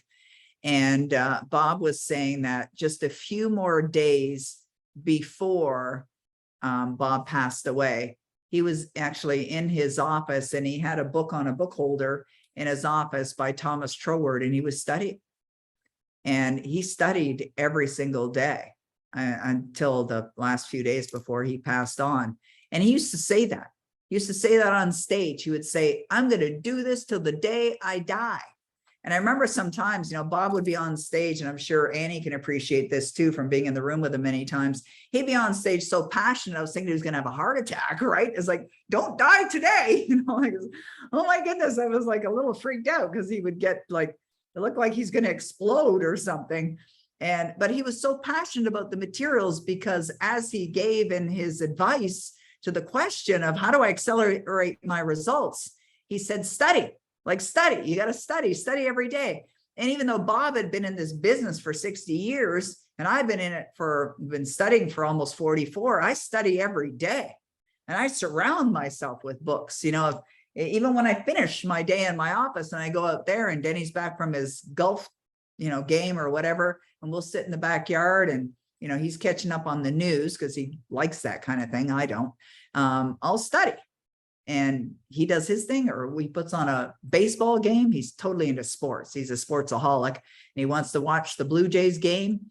Apparently they won last night. Yay, Jays. And, he's got the game on, and I just, plug in my headphones or earbuds or whatever, and I'll study. And application, right, Peggy? And application. Absolutely. I like what Sarah said. Studying immediately raises my vibrations, puts me back into my truth. Sarah is a serious student. All right, great. Okay, Marie Ann, you've been very patient, and let's bring Marie Ann and join us in the spotlight. There. Oh God. Thank you. Here she is. All right, how can we serve you? I wrote down the question. I was going to write it, but it's so hard to word it, so I have that habit of saying I can't or hopeless and stuff like that. But I had an amazing talk with, I had an amazing talk with Laddie the other night. Amazing. Thank you. I was so happy all day after. You have an amazing energy. And we were talking about skipping levels, which I really want. No, I'm going to do it so bad. Excellent. Good. Well, we see you in there. I'm going to get an energetic experience of seeing you in our class. Yeah, but the question is that, since I can't really take that leap right now, because that would really stress me out. Okay, it doesn't have any control over you. It has no control over you unless you give it the power. You see, you're assuming, stress is self-induced. Yeah, I know. Self-induced. And so let me just ask you this question. Okay. So knowing that you are already in skipping levels and you're experiencing your own quantum leap, how's that feel? Amazing. Right. Oh, totally amazing. Okay, good. Like your energy changed when I asked you that question. Why? Because in your imagination, you went to a different place. You see, the place you're in earlier is like, I really want it. And what the universe says is, indeed you do. Indeed you do want it. And provided you stay in a state of, I want it, the universe will reply in kind and saying, she's going to keep wanting it. But when you see yourself already, and that's what Sarah did. Sarah Morgan can speak to that. And Sarah had a desire, and this actually went on. Let's see if Sarah is still on the call. I'm going to see if she's willing to come into our little room here. I'm looking for you, Sarah. Yes, I see you. Okay, I'm going to bring Sarah in if you don't mind. And Sarah doesn't mind. There she is. Hi, Sarah. Hi everybody. Thank you, Peggy. Marie Ann, I've just typed a message. I've got goosebumps right now. I really have. My energy is just going through the roof. And I've put it there. Everything changed for me when all of a sudden, and do you know what? It was in a moment. I've taken a year coming to where I am, but that's just That's just linear time. I don't look at that, and I've let that go because everything changed me in an instant when I just made the decision. And what happened, my energy completely changed. Now, it doesn't mean that all of a sudden everything comes to you, but it doesn't matter. The gestation period doesn't matter anymore because you're already there.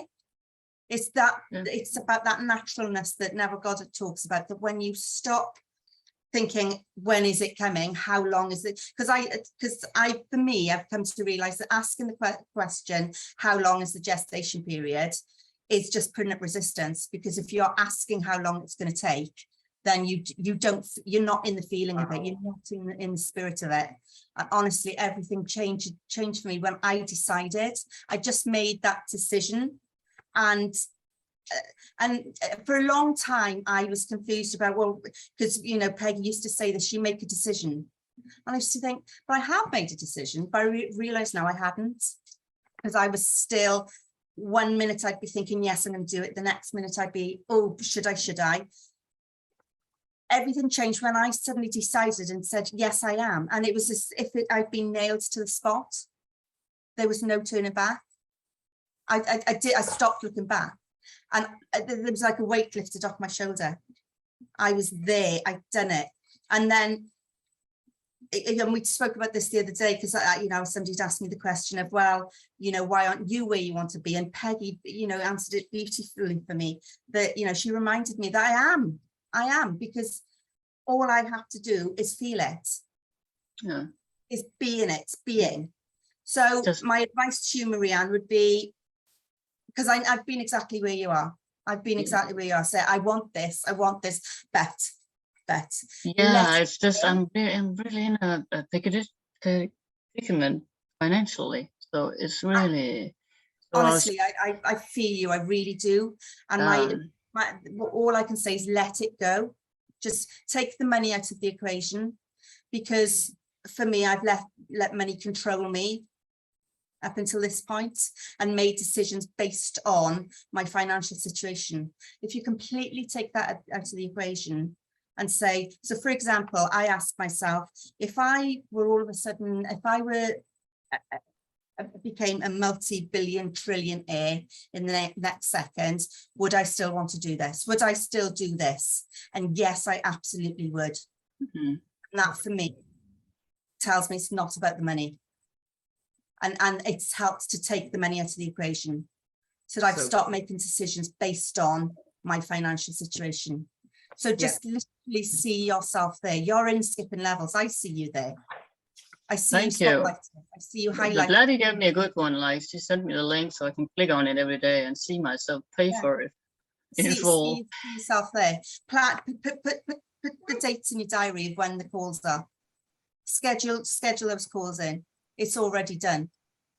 It's already done. So the minutes, and something that works for me is that switching, when you kind of go in, I want to bet. It's kind of, what if it all works out? What if everything works out? Oh yeah. Wow. And all of a sudden, and it makes me smile when I just say it. What if everything works out? Yeah, I love that. But that's so good, Sarah. But my question was actually because you were talking about the environment, and it's hard to keep the vibration high when people around you are gossiping and complaining. But could a way to kind of raise the vibration until you have the guts to take that leap, to be in the club at chief, or more to get into the study and make that a habit? I'd rather do the skipping levels. Right.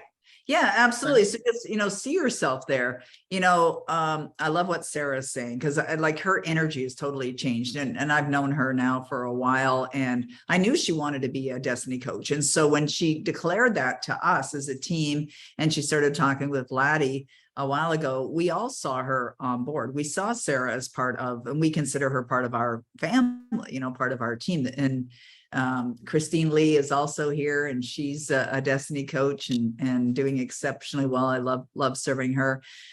But, you know, like, I just have this journal here on my desk. I have these two circles that I just, you know, drew on here. And like right now, you're in a predicament, right? You mentioned that word, you're in a predicament. And so you're residing in a past experience, but that's not what you want. Over here in this other circle is your desire, right? And so you don't have predicaments when you're over here. You're not in a space of, I don't have the money, I can't do it. So you got to get out of that in your consciousness. And it doesn't even matter what's going on in your life. Like the environment, you can create the environment for success right here, right now, inside these, four walls. Oh, there's Annie. Within these four walls without going anywhere. You don't have to go anywhere. You can create it in your life right now, as if it's already there. Sarah, did you want to add something? Oh, let me see. Let me go back there. Okay, unmute, please. Yeah, thank you, Peggy. Just very quickly, something that Joe Dispenza says, because like yourself, Peggy, I love his work, and that's helped me so much as well, certainly over the last few months. Is he says, if you're not defined by a vision of your future, then you're living from the memory of your past. Yeah. Exactly. That is a great line right there. Okay, can you say it again? Say it slowly, Sarah. Everyone can get it. That is a brilliant line. Sure. If you're not defined by a vision of your future, then you are living from the memory of your past. Yeah. And that's what most people are doing. They're living from the memory of their past. They think it's about struggle. They think it's like, well, we'll see what happens. Yeah, you'll see what happens. All right. You're out of control and you're completely left it up to, the universe. It's like Joe also says, like, someone asked them one time, did I cause my car accident? So this is somebody that was in one of his seminars. Did I cause my car accident? Or how did I cause my car accident? And he said, I mean, there's things that occur in people's life that you can't explain. Like, why did that happen to me? Right. And you may not have an answer. Like I remember when my friend's daughter, was killed in a school bus accident, and she asked me, like, why did this happen? It's like, Diane, sometimes we just don't have all the answers for why that happened, and she ended up starting an organ donor awareness program, and, it changed things in our country. So something good did come out of it. I mean, obviously the most horrific experience of any parent, nobody wants to have that happen to them.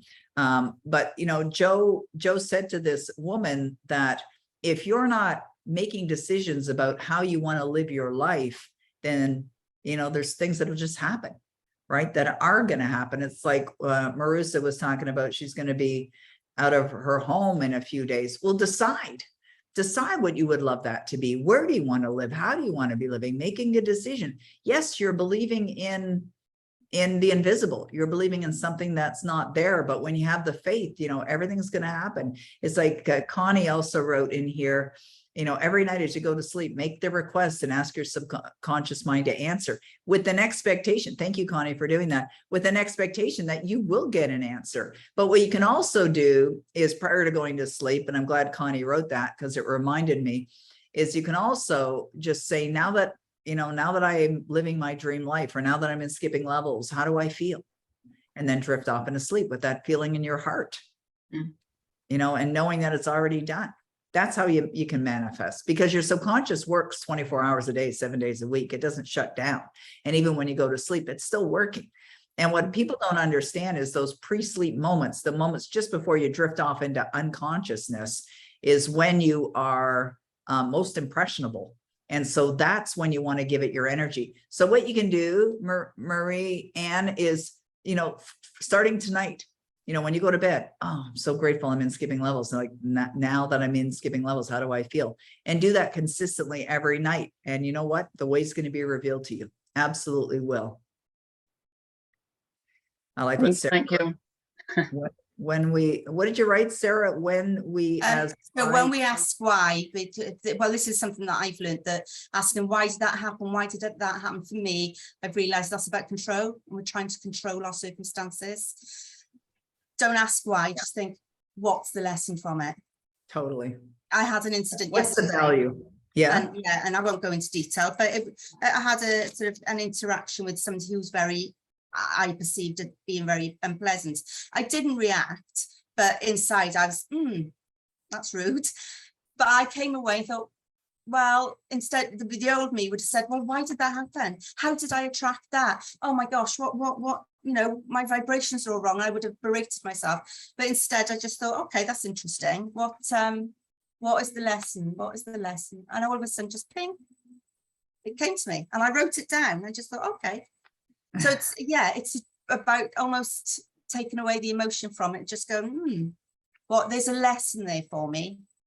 Don't ask why it's happened. Hey, who cares? It did, you know. I mean, and I don't mean to make light of really bad things happening, but just, yeah, just take the lesson. You know, that's interesting, Sarah. You know, you've obviously got a really great understanding of these materials as well. It reminds me of, you know, how people tend to want to invest time in figuring out, you know, why this happened or why that happened or whatever, and or why they are the way they are. And I remember Sandy Gallagher was on stage one time at one of the Proctor Gallagher events, and she was talking about the time that her and Bob, they traveled around the world. So they were doing speaking engagements all over, and they got in the plane. I think they were leaving LA and maybe flying somewhere, Asia or whatever. And they get in the plane. It's going to be like a 10, 11 hour flight. And maybe they're going to Australia. And Sandy sits down and she's getting very excited because she's going to be with Bob Proctor for this, you know, captivated in this tube for this length of time.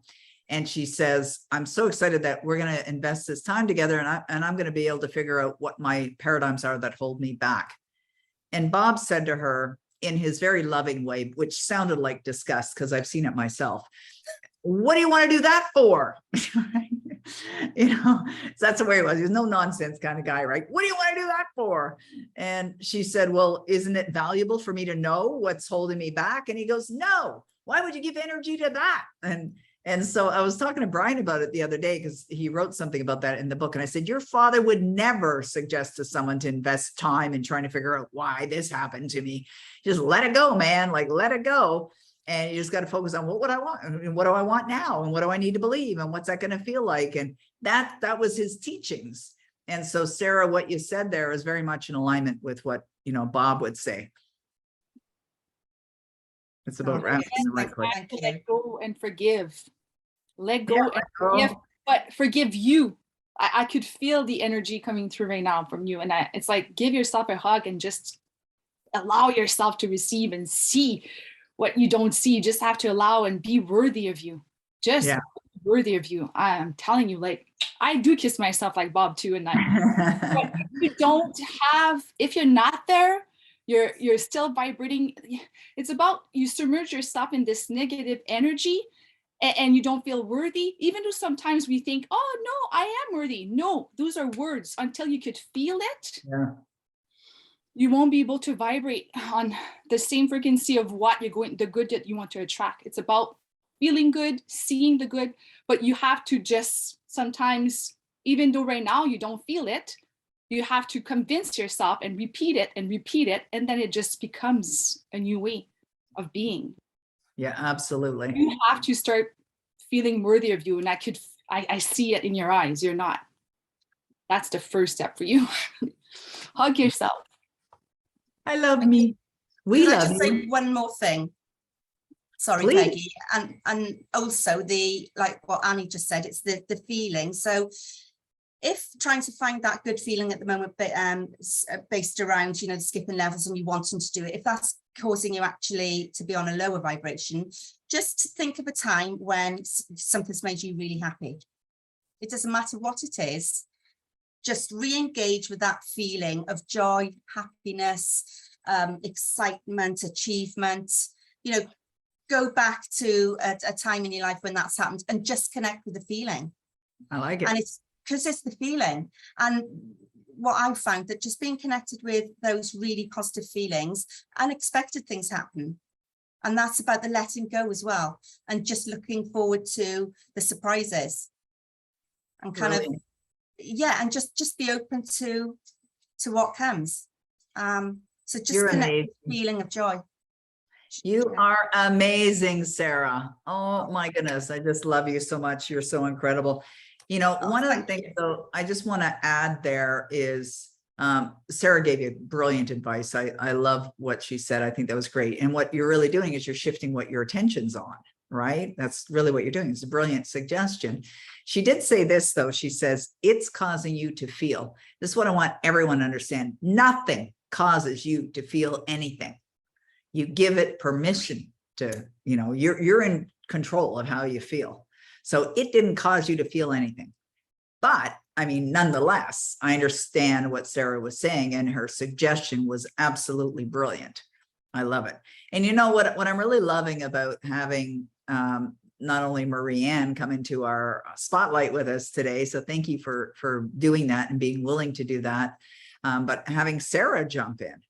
And, Sarah has just become a destiny coach, recently, but I can already see, and, one of the things that I've noticed, just from observation, and we'll see, like Sarah sent me a couple messages, and she was talking about, she's already going to do a launch, and she asked me if I would, jump on and be a part of it. Unfortunately, the 2 dates that she had suggested, I'm not available, but she moved into action, right? She's out there, she's making it happen. She's hungry to serve. And I think that's a brilliant way of being, is because that's how we're rewarded in this life, is being out there and being of service.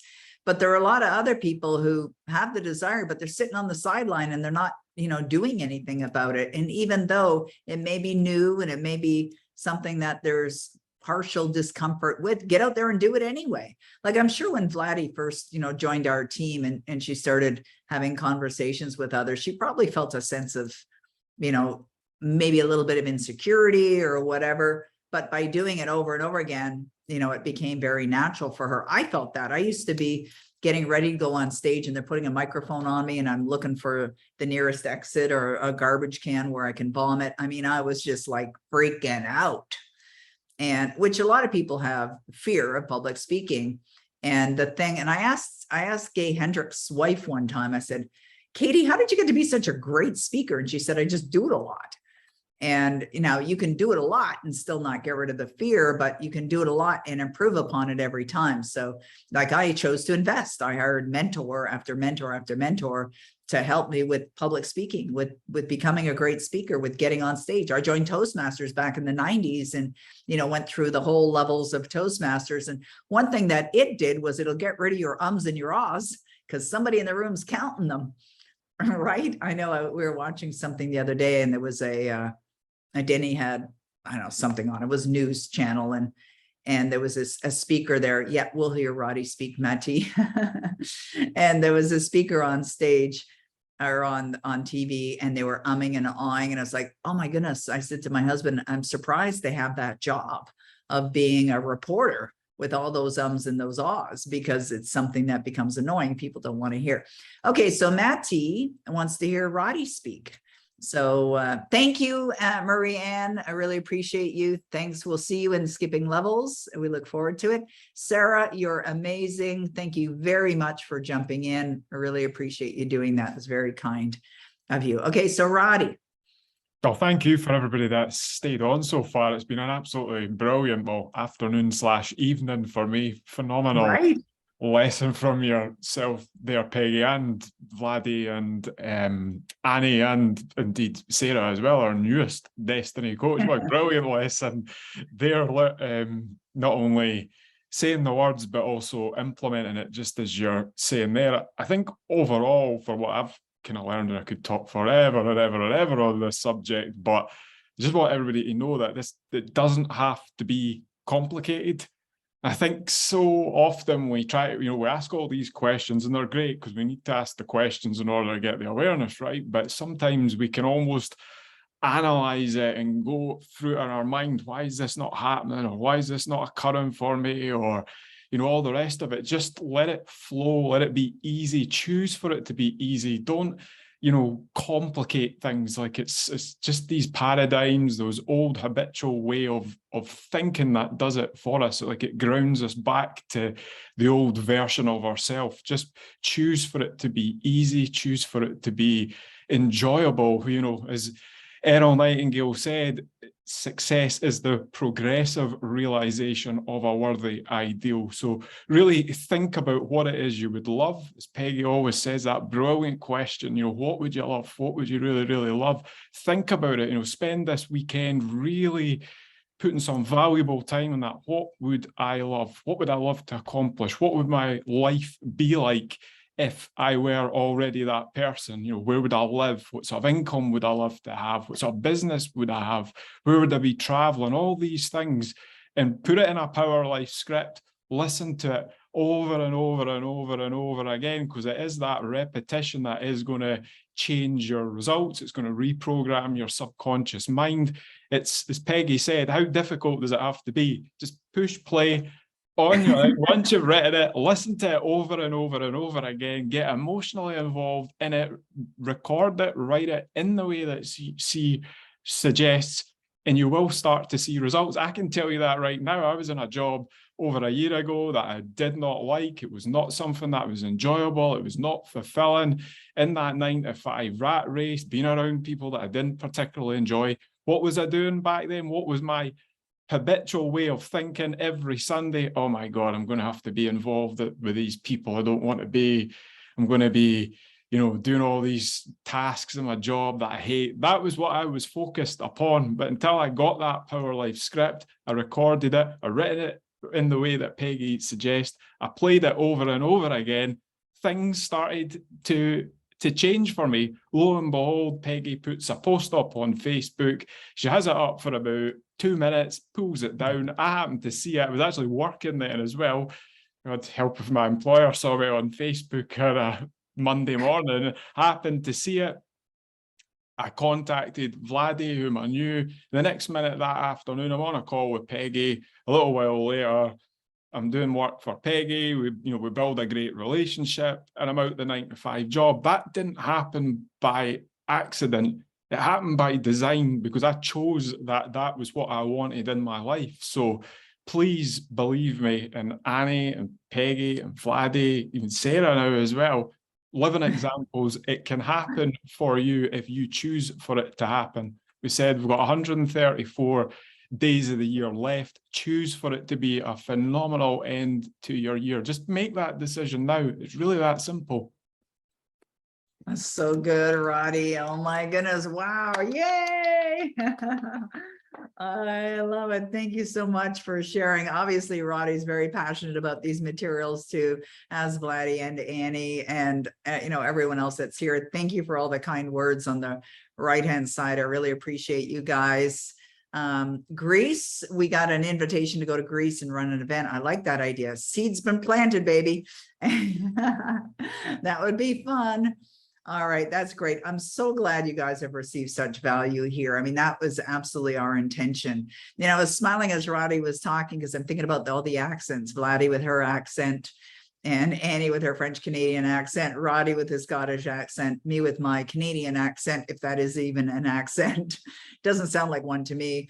But nonetheless, we really appreciate you. You've taken the time out of your life to be here, and we know how precious time is. It's an absolutely precious commodity. And so we are very grateful to you to be here to serve you and to guide you. And for those of you that are interested in joining us, joining our family, if you're curious as to which would be the best fit, please book an appointment with either Vladdy or Annie. Roddy will put the link there again in the chat box, but it's peggymccall.com/book call, all one word, BOOKCALL, book call. And the reason why I'm spelling it out is because when we have the replay, they won't see the chat box. So that's how you book the appointment. Go to peggymccall.com/book call. If you want to take a look on our website, it is peggymccall.com. You'll find information on all of the programs there, and book the call with Vladdy or Annie to discover if this is the right fit for you. And it's not just to get free coaching, because that's not what they're doing. They are available as coaches, though. They do high-end mentoring, and that's something that is available, and they can talk to you about that when you meet with them individually. Both of them are available as a coach, and so that is an option for you too. Skipping Levels, you can check that out, skippinglevels.com. And MSI Entrepreneur, it is going right now. We have started the class, but anyone can join. You can still join. It doesn't mean you can't join. We've recorded all the classes, and you can jump in and still be a part of it. and we have classes all the way until October. So we'd love to have you join us there. So on behalf of our Dynamic Destinies team, I want to thank you. It's been a privilege and an honor to serve you as always, and I look forward to seeing you guys again real soon. Thank you. Thank you, Vladdy. Thank you, Annie. Thank you, Roddy.